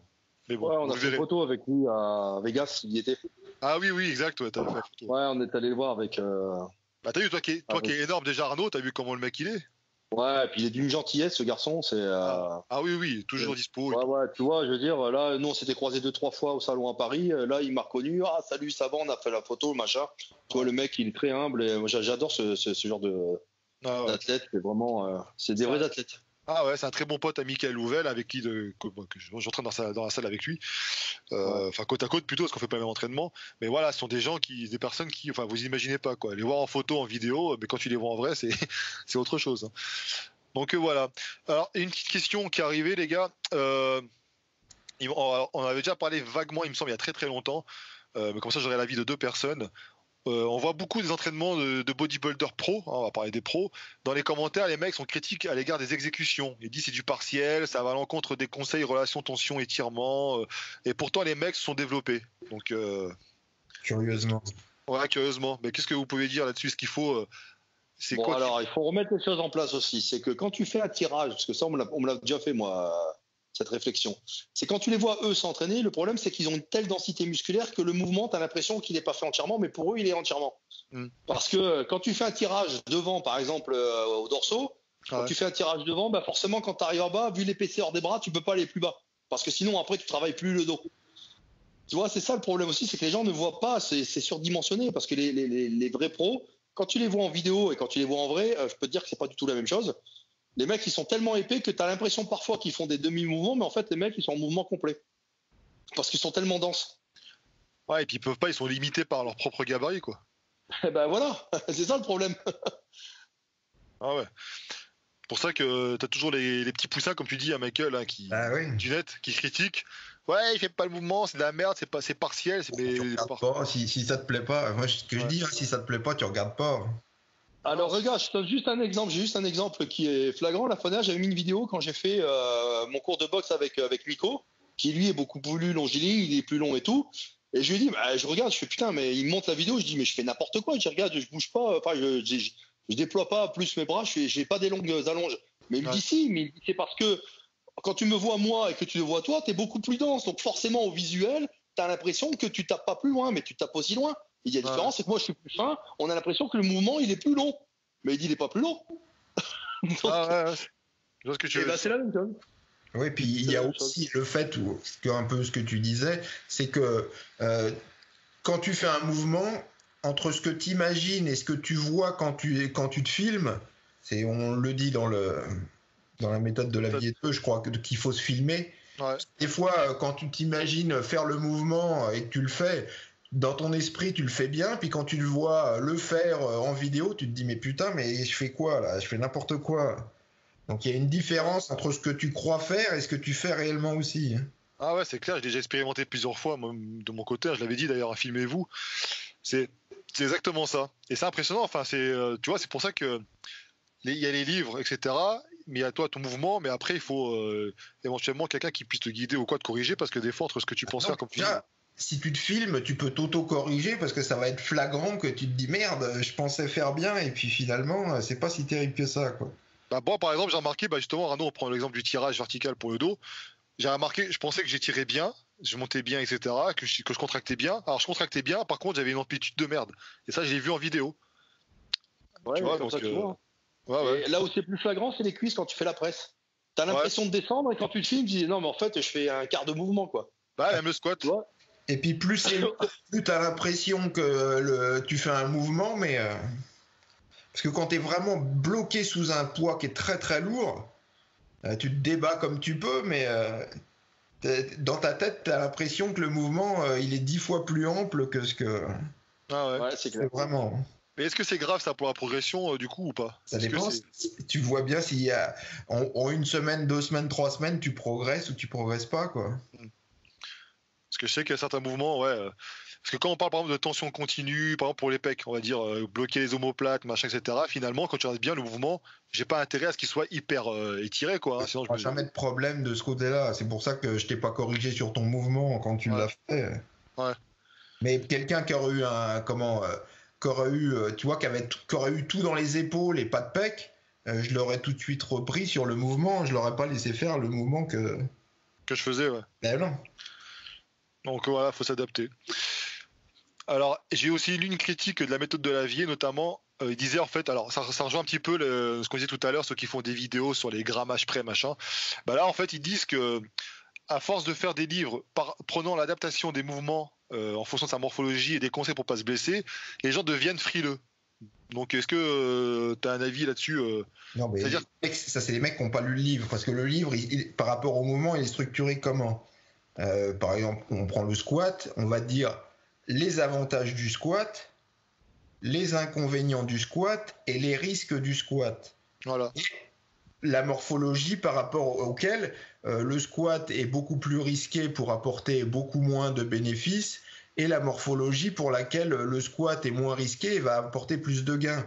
Après, c'est une analyse du mouvement. Après, t'en fais ce que tu veux de l'analyse. Tokino qui fait 1m20, même pas 1m20, ça se trouve, il fait même pas 1 mètre. Ouais. Squat, il n'aura jamais de problème. Hein. C'est pour ça qu'il a des grosses cuisses et il fait du squat à vide. Donc, ah ouais, c'est un mec qui fait 2 mètres, 2m10, 2 mètres, qui essaye de faire du squat, le mouvement sera très dangereux pour des bénéfices qui seront pas. C'est à chacun de moduler. On dit pas, faut pas faire absolument pas de squat. Et puis on donne des alternatives aussi. On parle pas que du squat, on parle de plein de mouvements. Voilà, si tu as cette morphologie-là, tu auras moins de risques à faire tel mouvement ou celui-là, ou sinon, faut modifier ça. On dirait qu'on est contre le squat. Bah non. C'est vrai que c'est un mouvement qui est dangereux. Moi, j'aurais aimé qu'on me dise, quand j'ai commencé, le mouvement est quand même risqué. Ah ouais. Et en connaissant les risques, c'est la meilleure façon de les minimiser. Parce que si on te dit, voilà, tant que ton style d'exécution il est irréprochable, tu risques rien. Ouais, mon cul, oui. Ah ouais. Je crois que ça, c'est un bon conseil. C'est ce que tu dis dans la méthode de la V3 de toute façon par rapport à ça, les risques et tout ça. Les gens qui veulent absolument faire des mouvements parfaits.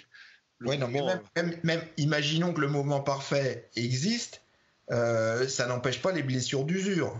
Ouais, c'est vrai. C'est ce qu'on disait tout à l'heure, de toute façon. Il y a un mouvement parfait. Qu'est-ce qu'on appelle un mouvement parfait ? Le problème, c'est qu'on est tous faits différemment. Donc, même on a une amplitude. Imaginons qu'il existe le mouvement parfait, ça n'empêche absolument pas les blessures d'usure. Ouais. C'est clair. Donc après, il y a les blessures un peu accidentelles parce que tu te penches trop en avant ou tu fais mal ton squat, ça va augmenter les risques. Mais la blessure d'usure, elle est toujours là, quelle que soit ta morphologie. Et simplement que si tu as la bonne morphologie, les risques sont moindres. Voilà. Non, c'est bien parlé parce que le mec, il me prend un exemple. Mais ça, les mecs, cette critique, c'est les mecs qui n'ont pas lu le livre, déjà. Ouais, sûrement. Parce qu'il me disait, par exemple, vous dites qu'il faut pas. Est-ce qu'il prend l'exemple de la vidéo de Delavier qui explicitait ce qui est écrit dans le bouquin, en fait, par rapport au développé couché. Les vidéos n'ont rien à voir avec les livres. Hein. Non. Il disait, ouais, mais du coup, vous dites qu'il faut pas descendre trop bas, sinon vous risquez de vous arracher un pec. Mais du coup, c'est pour ça que les mecs font des quarts de rep au développé couché. Mais attends, moi j'ai toujours dit, les culturaux sont vraiment très cons et les powerlifters sont plus malins. Qu'est-ce qu'ils font les powerlifters? Plus ils montent en poids, qu'est-ce qu'ils font au développé couché? Mais ils descendent moins. Non, mais ils appellent des boards plus épaisses pour descendre moins. Hein. Alors que le culturo, lui, il est très con. Hein. Il faut un développé couché, il faut toucher toujours les pecs. Ouais. Parce qu'on l'explique, la base physiologique, un muscle c'est relativement souple, un tendon ce n'est pas souple du tout. Ah non. Et plus tu contractes ton muscle, plus tu étires le tendon. Donc plus c'est lourd, plus tu étires le tendon. Et donc tu étires un truc qui n'est pas fait pour être étiré. Donc passer un certain poids, forcément que tu te blesses. Alors après ça peut être une petite tendinite au début, et puis voir la déchirure. C'est la base de la physiologie. Hein. Il n'y a pas un style d'exécution, machin et tout. C'est pour ça que ceux qui disent. Si tu mets assez lourd, le tendon va finir par s'arracher. C'est pour ça que ceux qui disent, ouais, pour faire un squat, il faut faire cul par terre. Bah super, vas-y, amuse-toi à le faire. Hein. J'ai jamais vu déjà un mec qui arrivait à poser le cul par terre au squat, mais. Non. Parce que sinon, il va se casser la gueule en arrière. Hein. Sauf les Asiatiques. J'ai vu une vidéo sur ça, ils ont cette particularité. D'ailleurs, Frédéric Delavier pourra en parler. Les Asiatiques, ils arrivent à. Tu vois, quand ils s'assoient, quand ils restent accroupis, ils arrivent à coller. Oui, non, mais mets un poids après. Ah oui, c'est différent, c'est sûr. Moi aussi, il y avait cette vidéo. C'est toi qui me l'as envoyée. Moi, j'ai aucun problème à me mettre comme ça. Hein. Ouais, bah moi, j'y arrive pas. Je me casse la gueule en arrière. J'ai absolument. Et je m'entraîne pas pour, mais j'ai aucun problème à me mettre dans cette. Bah, c'est une question de longueur de tendon de mollet, c'est tout. Ouais. Ah mais voilà, c'est pour ça que c'est pour parler. Alors après attention, on vous dit pas, ne dites pas ce qu'on n'a pas dit. Ne vous amusez pas non plus à faire un quart de rep de. C'est pareil, ça sert à rien. Bah ouais, non, enfin un quart. Après c'est quoi un quart par rapport à quoi hein? Non mais je vous comprends. Je veux dire si le mec il fait un mouvement, c'est ceux qui portent très très lourd par exemple, qui se mettent à la presse et qui descendent à peine quoi. Tu vois. Bah, mais c'est ce qu'on disait tout à l'heure. Si vraiment t'as très lourd, même en descendant à peine, tu vas avoir une bonne tension. Hein. Ouais, regarde, la vidéo de Rami, ouais, il descend, mais pas. Ah, est-ce que tu prends celle de. Comment il s'appelle? J'ai un trou là. Qui avait des grosses cuisses. Tom Platz. Lui, par contre, il faisait des mouvements beaucoup plus étirés. Ouais, il fait des mouvements très amples. Ouais, très très amples. Et il a des muscles très très longs, faut se méfier. C'est ce que j'expliquais par rapport au tendon. Ouais. Après, il y a plus d'explications dans la méthode de Lavier 3. C'est dans la méthode de Lavier 3 qui a. Ouais, exactement. Exactement. D'ailleurs, c'est drôle parce que t'as un mec qui disait, il reprochait, il disait ouais, à chaque fois vous dites lire le bouquin. Ah oui, on les écrit, c'est quand tu vas chez le médecin et qu'il te demande de payer, ou sinon tu essayes d'aller au supermarché, tu remplis un caddie, puis tu passes à la caisse sans payer. Ah ouais. Et puis tu dis au vigile, mais qu'est-ce que t'as, toi? Tu dis, moi je paye pas, moi. T'as la grosse tête, on t'a filé un badge, ça y est, tu fais chier tout le monde, moi je paye pas.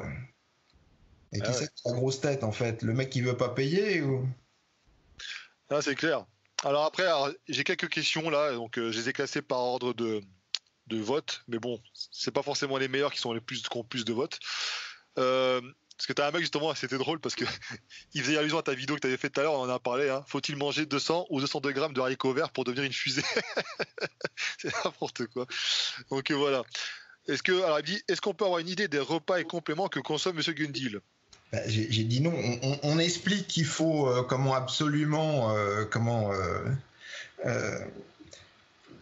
éviter, personnaliser son entraînement, mais la diète c'est pareil, les compléments alimentaires c'est pareil.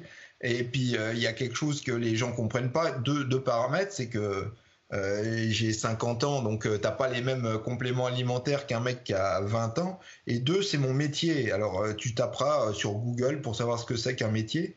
Non, mais tu vas chez un grand cuisinier, il n'aura pas juste du beurre, du sel et du poivre. Il aura 10 sortes de sel, 10 sortes de poivre, il aura 10 sortes d'huile, 10 sortes de vinaigre, etc. Ah ouais. Donc, c'est pas tout à fait, on n'est pas dans le même cas de figure que toi. T'as du sel, du vinaigre, mais t'en as qu'un, quoi. Ah ouais. Donc, je trouve, c'est ce que je disais à un mec qui me demandait ça, je trouve que c'est malsain de vouloir savoir ce que je prends comme complément alimentaire sous couvert que lui va essayer, alors que il doit plutôt lui se demander. Alors la question qu'on doit se poser pour faire son programme de complément alimentaire, c'est où mon entraînement il pêche. Du genre j'ai du mal à récupérer, ou je me tape toujours des tendinites, ou j'ai pas la pêche quand j'arrive à l'entraînement. C'est ça, et à partir de là, tu fabriques ton programme d'alimentation et de compléments alimentaires. Mais en aucun cas par rapport à moi, ce que je fais. Et du coup, est-ce que tu te fais plaisir ou est-ce que tu es du genre à être quand même. Est-ce que tu manges des fois de la merde pour parler clairement? Non. Non, du tout. Il n'y en a pas chez moi, donc je risque pas d'en manger. Ouais. Parce que les mecs, ils s'imaginent que tu bouffes que de la poudre, à écouter parler. Oui, non, mais les mecs en savent rien, mais ils parlent. Ah ouais, c'est souvent ça. Donc vous le saurez bientôt. Hein. Je t'ai jamais ouvert mon frigo, donc tu sais pas ce qu'il y a dedans. Donc les mecs ne peuvent que spéculer, évidemment. Sur Internet, les mecs savent tous mieux que toi. Ah, je te confirme, hein, ça c'est. Oh, ils sont minorité, mais quand même. Il y en a beaucoup qui mais c'est la plus. Ouais. Les mecs, ils te font des vidéos sur toi, ils savent mieux que toi ce que tu fais, entraînement, tout. Ah bah écoute. Au lieu de s'occuper de leur cul. Ah ouais. Alors justement, est-ce que tu as des problèmes musculaires, articulaires, ligamentaires liés à des nombreuses années de musculation? J'essaye justement de pas alors, enfin, de faire attention. La différence entre moi et puis quand j'ai commencé, c'est que si je veux me niquer une épaule, je sais comment faire et ça peut arriver très vite. Alors que quand t'es jeune, même si tu fais un peu n'importe quoi, t'as encore une marge de... Et plus t'as d'années de muscu, moins t'as de marge de conneries Ça peut te permettre. Ah ouais. C'est une grosse différence. Donc, je fais attention à mon dos, je fais attention à mes épaules, les coudes aussi. Enfin, de toute manière, partout où ça peut faire mal, c'est l'opposé du circus workout. Je fais très attention. C'est pour ça que j'utilise des machines, des poulies. Bah d'ailleurs, ça fait penser que justement, tu parles de circus workout. En ce moment, tu as le challenge bar. En gros, tu prends une barre olympique, tu la mets au sol, tu prends tes deux mains sur une extrémité, tu la lèves. Tu vois, donc c'est un peu dur. Et moi, j'ai voulu tester. C'est un mouvement d'haltéro, ça, non? Ah? C'est un mouvement d'haltérophilie, non? Ah, je sais pas, c'est mon haltérophilie, mais en tout cas, ça fait le buzz. T'as certains bodybuilders, influenceurs, entre guillemets, Instagram, connus, américains.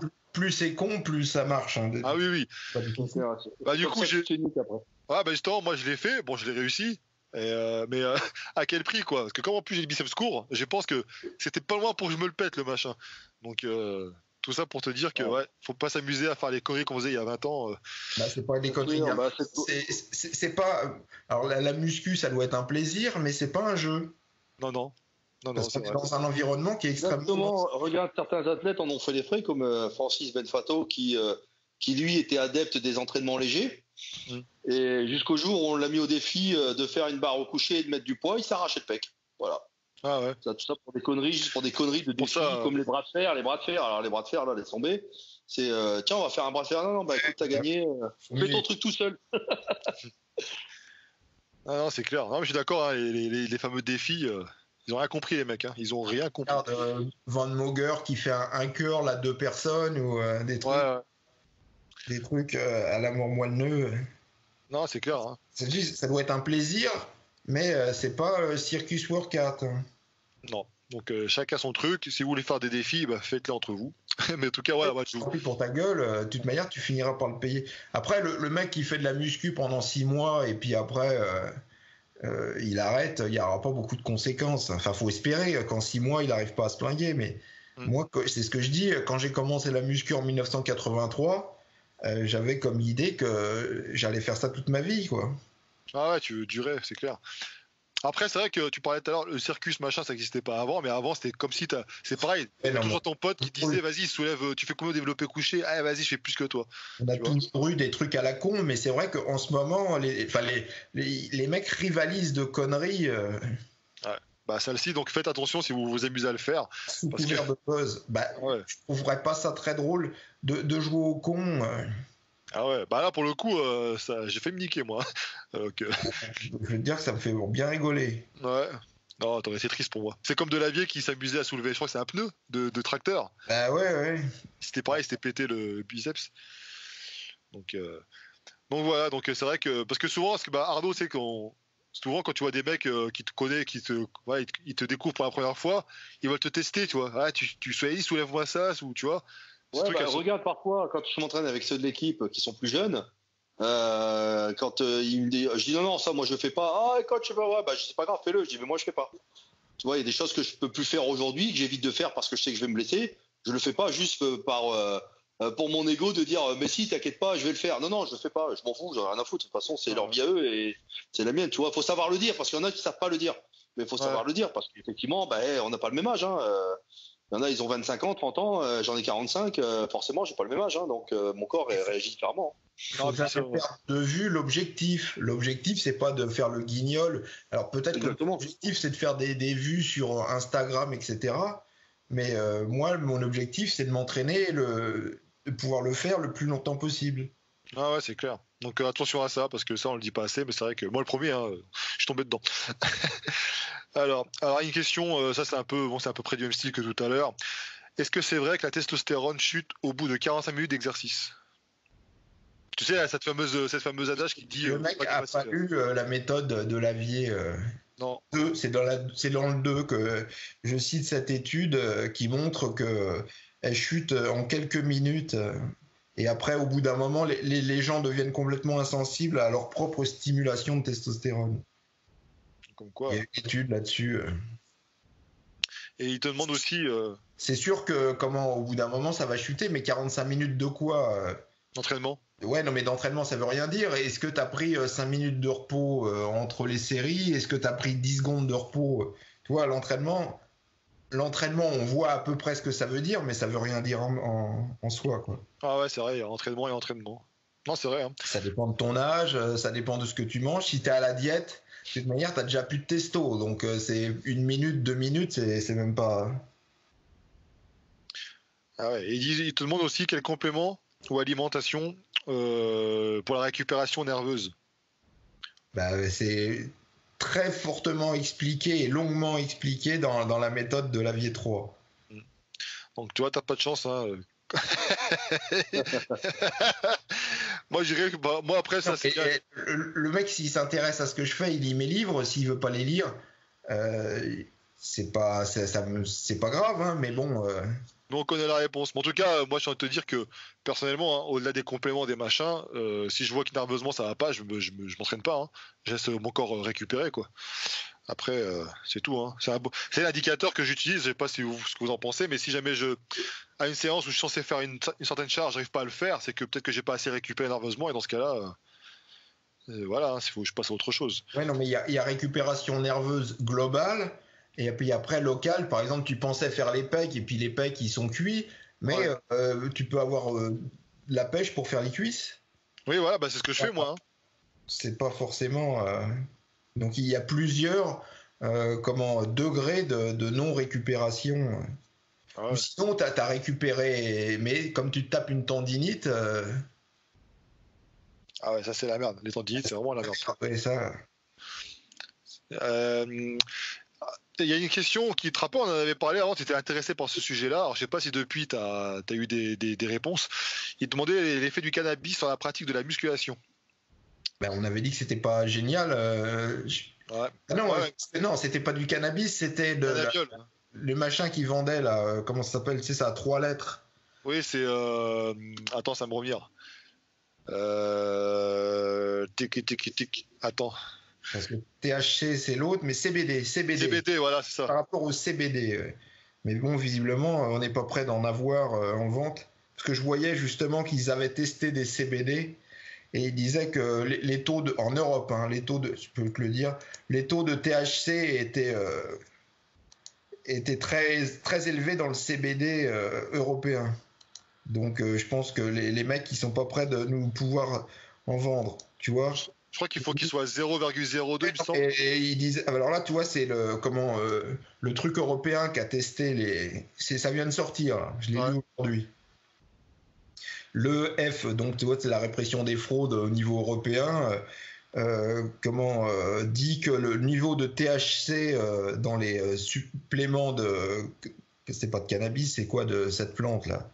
Enfin, la plante en question sont beaucoup plus élevés que ce qui devrait être. Mais pourtant, tu as des boutiques qui sont ouvertes un peu partout, hein, qui vendent ce genre de choses. Non, mais ils vont avoir des problèmes, je pense, suite à. Si c'est récent, ouais, c'est clair que le temps que ça se mette en œuvre. Tu vois, alors ils mettent en garde, j'aime bien, pour le cœur et le système cardiovasculaire, résultant de la consommation de grandes quantités de produits à base de chanvre, notamment des suppléments, des thés et des boissons énergisantes. Alors je savais même pas qu'il y avait de ça dans les boissons énergisantes. Ah bah ouais, moi non plus. C'est étonnant. Bah ouais, parce que je vois pas que ça énergise. Mais enfin bon, après parce que tu vois, après ils ont mesuré les teneurs. Qu'est-ce qu'il y a, si je peux te le lire rapidement? Alors le rapport, je clique sur le rapport. Donc c'est EFSA online, Acute Human Exposure Assessment, donc de tétrahydrocannabinol. Donc c'est sorti le 7 janvier 2020. Donc tu vois. Ah oui, c'est très récent. Ouais. Vous n'êtes pas prêts de voir des entraînements, des compléments à base de ça, alors les gars? Si, il y en a partout. Au FIBO, il y en avait plein. Ah, mais là, comme tu dis que c'était, ils ont fait une analyse et puis que c'est, voilà, c'est des taux sont c'est pas prêt d'en avoir en vente avec pignon sur rue. Je pense qu'ils vont mettre le haut là, du coup. Parce que moi, je trouvais que ça pouvait être intéressant pour la récup, justement, nerveuse, etc. Tu vois? Moi, j'avais entendu, alors j'en sais rien, j'ai pas étudié plus, mais il y avait un spécialiste du sommeil qui disait que de fumer du cannabis, alors t'as l'impression que ça fait dormir, mais ça fait pas vraiment bien dormir. Mais il disait que le CBD, ça avait l'air mieux. D'accord. Mais bon, pour la testo, c'est pas forcément bon. En plus, si ça t'ouvre l'appétit et que tu voudrais sécher, c'est pour ça que je voyais les strongman qui utilisaient ça. Je me dis, c'est peut-être plus, alors ou en prise de masse avec sous testo, ou pour les strongman. Mais enfin après, je sais pas, ça doit ouvrir plus ou moins l'appétit suivant les gens, mais. Parce que je sais qu'Arnold, on a toujours cette image dans Paper One, Arnold qui fume un joint. Arnold, il était en Californie dans les années 70 et maintenant c'est encore pire, il y a des boutiques partout, mais la Californie a toujours été l'état où la drogue était omniprésente et maintenant on le voit pareil dans les films, ouais, j'ai un glaucome, je prends du cannabis thérapeutique pour lutter contre ma mélancolie, etc. Les mecs ont tous des prescriptions pour pouvoir se procurer du. Donc, Arnaud, tu vas en prendre, Arnaud, ou pas? Oh, j'avais d'avis. Tu sais, quand tu vas à Venice Beach, tu te balades le long de Venice Beach, t'as même pas besoin d'acheter, tu le fumes tout seul. tellement ça sent la beuh, c'est un truc de ouf. Aux États-Unis, là-bas, en Californie, c'est incroyable. Ah ouais, mais Gandhi, tu disais? Non, mais après, il y en a qui utilisent ça contre les douleurs, mais pareil, c'est un antidouleur, mais ça te guérit pas. Donc le problème, c'est que ça va te permettre de t'entraîner, mais tu vas faire qu'accentuer le mal. Ouais.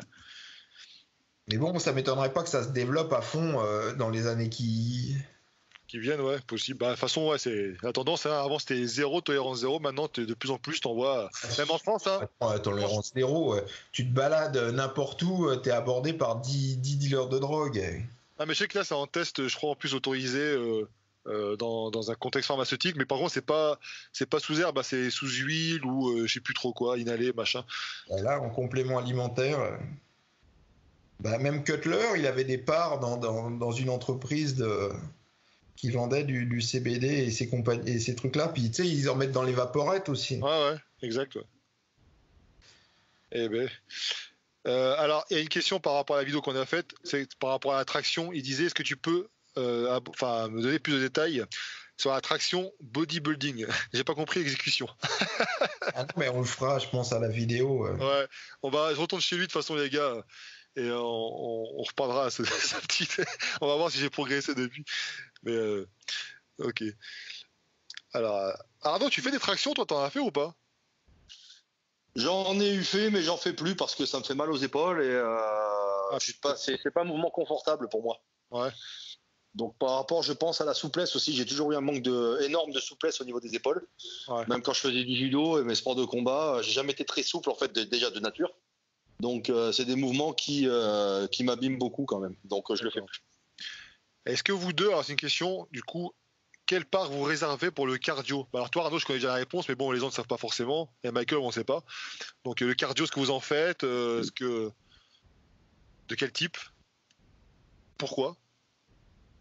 Alors, ça dépend ce que tu fais.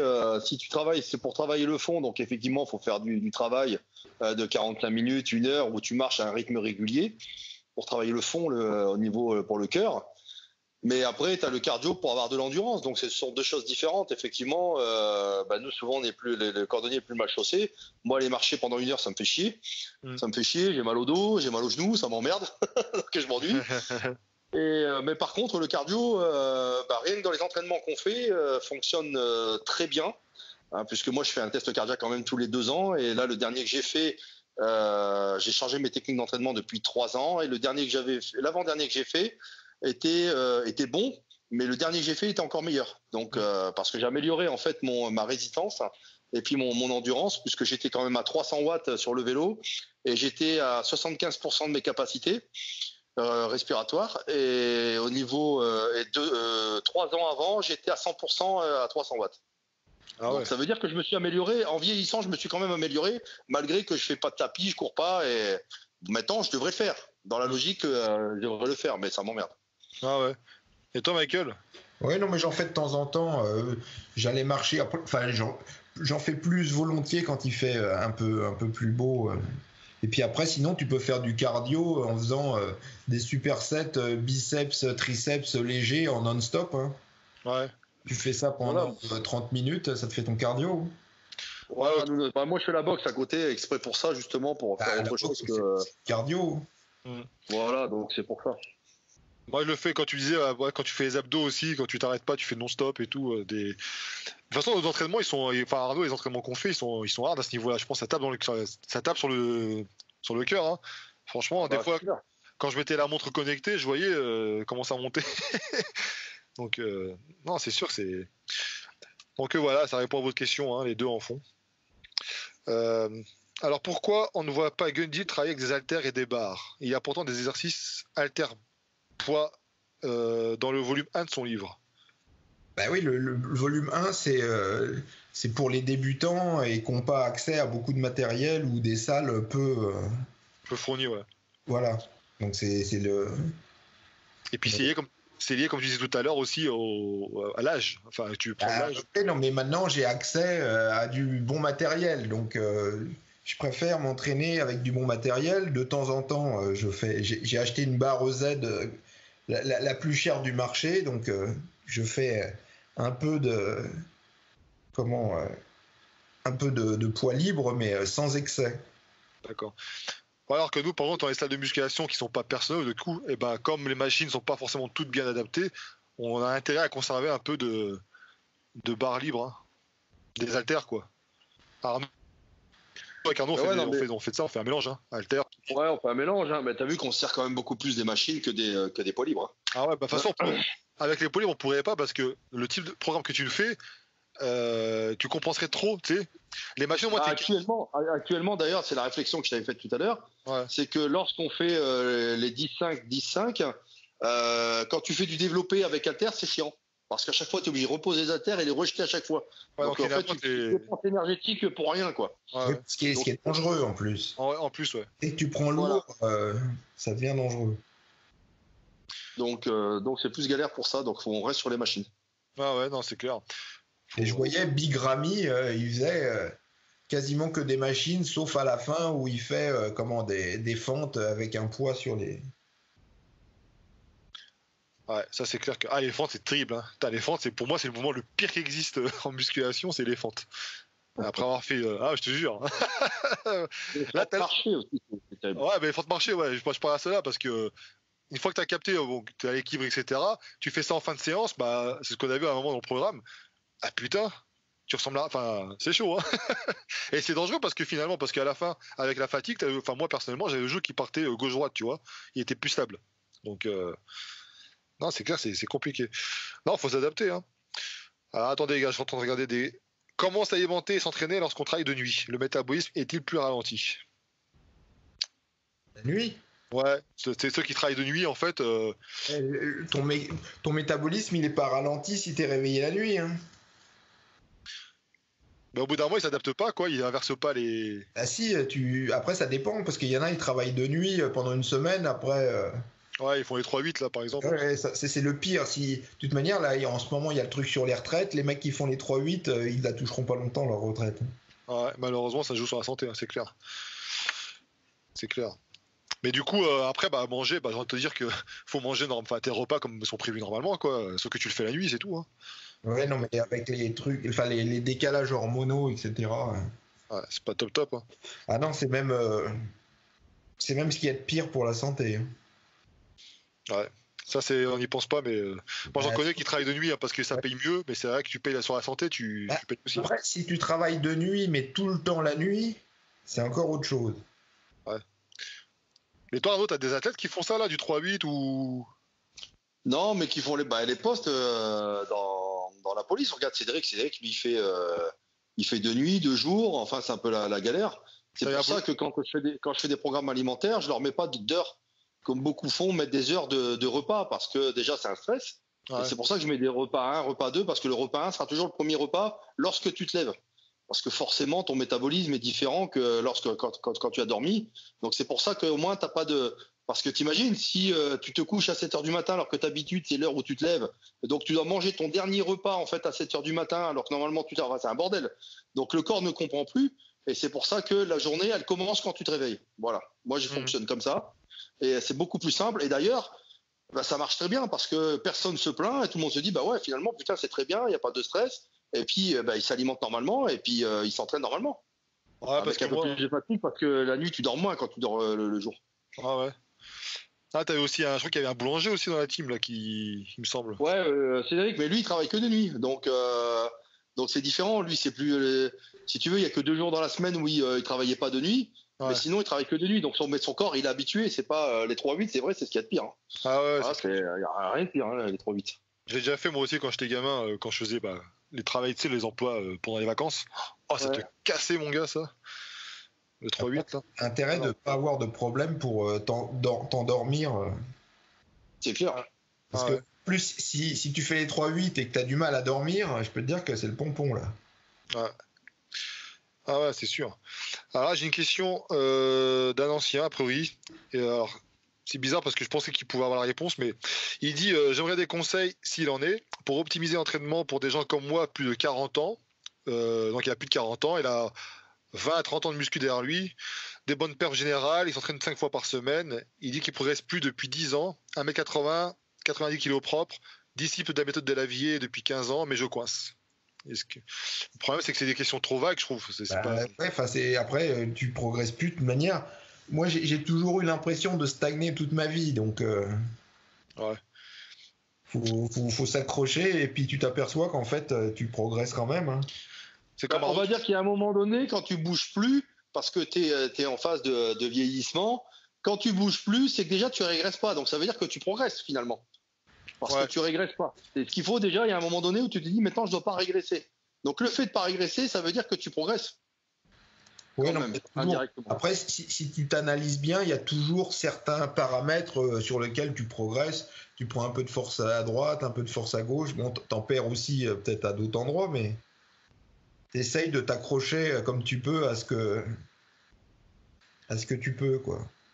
Est-ce qu'il n'est pas intéressant à cet âge-là, justement, de commencer à faire des bilans sanguins, justement, pour voir un petit peu où est-ce qu'on en est niveau test? Avant, après, peut-être même un peu avant, mais...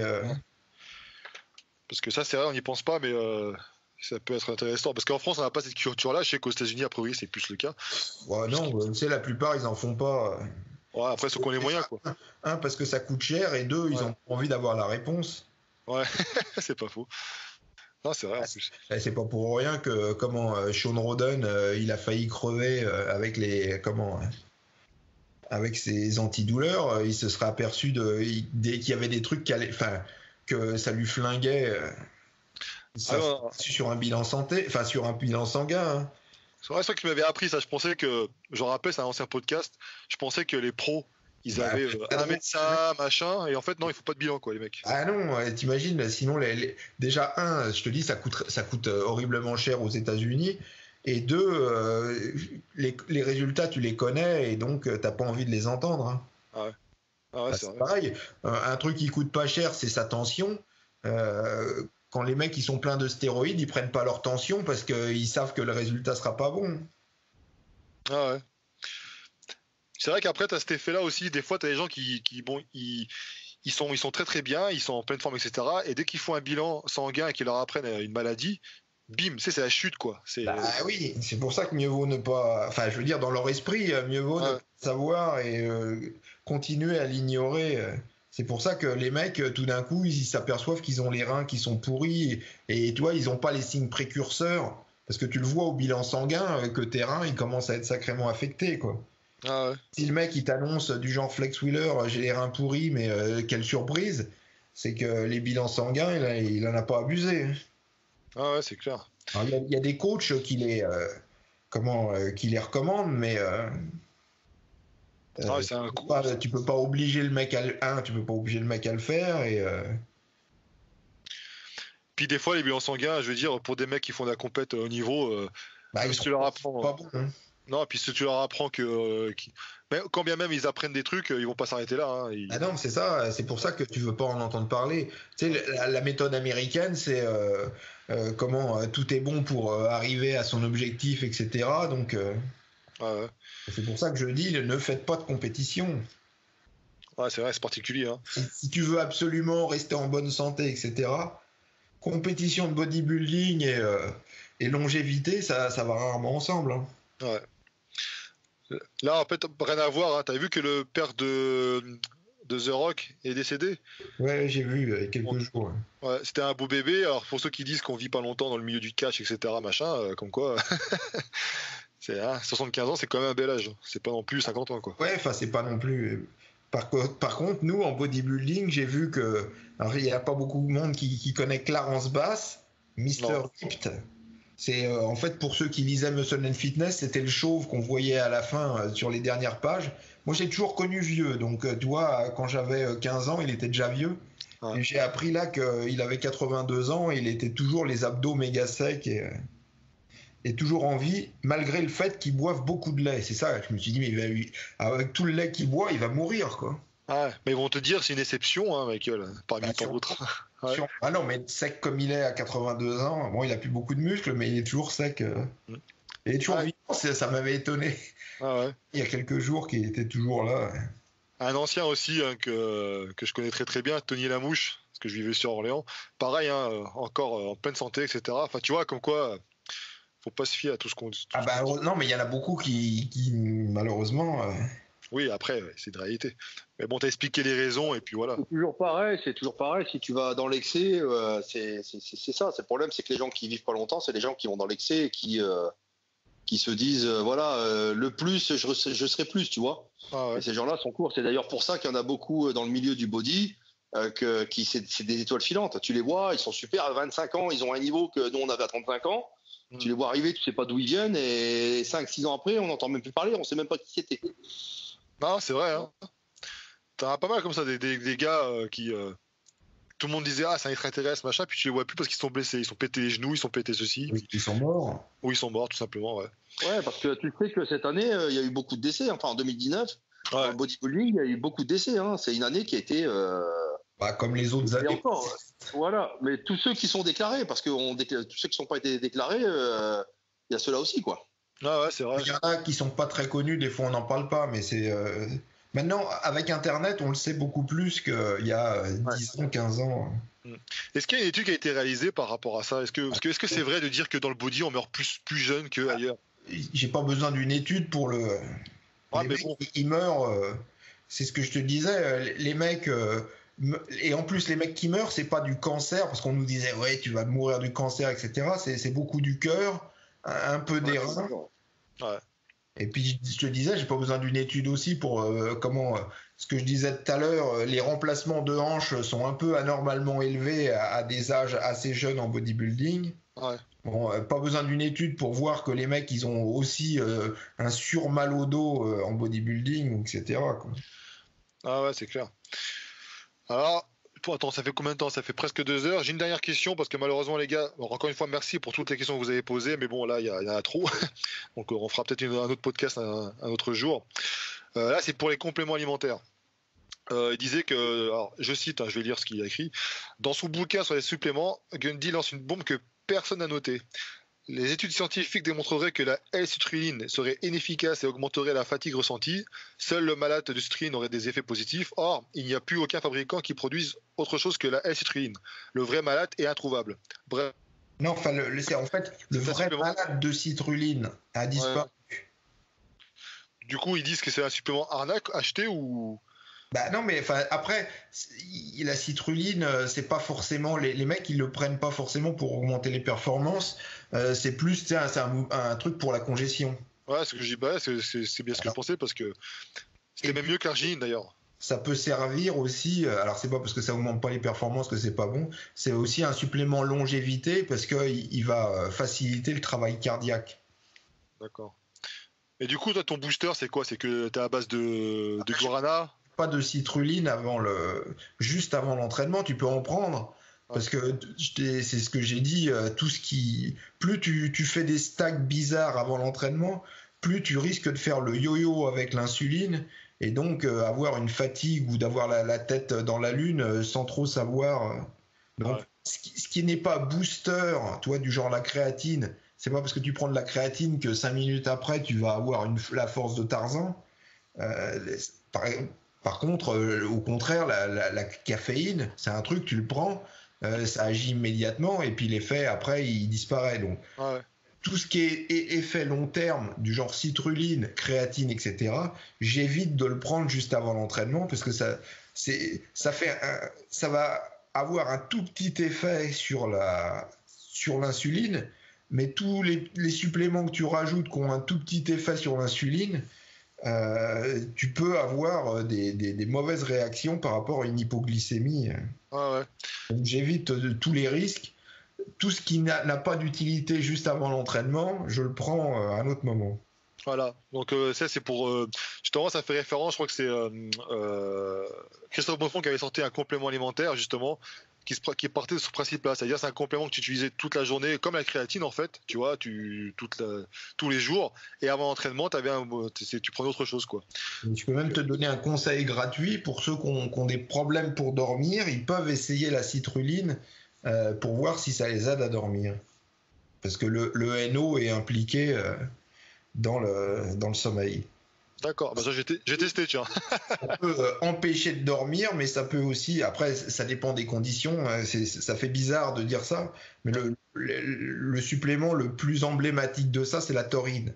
Il y a des mecs, la taurine, ça les fait dormir, et d'autres, ça va les booster. Donc ça, c'est expliqué dans le livre. Alors, le même produit, et c'est pas antinomique non plus, ça dépend de ta réaction.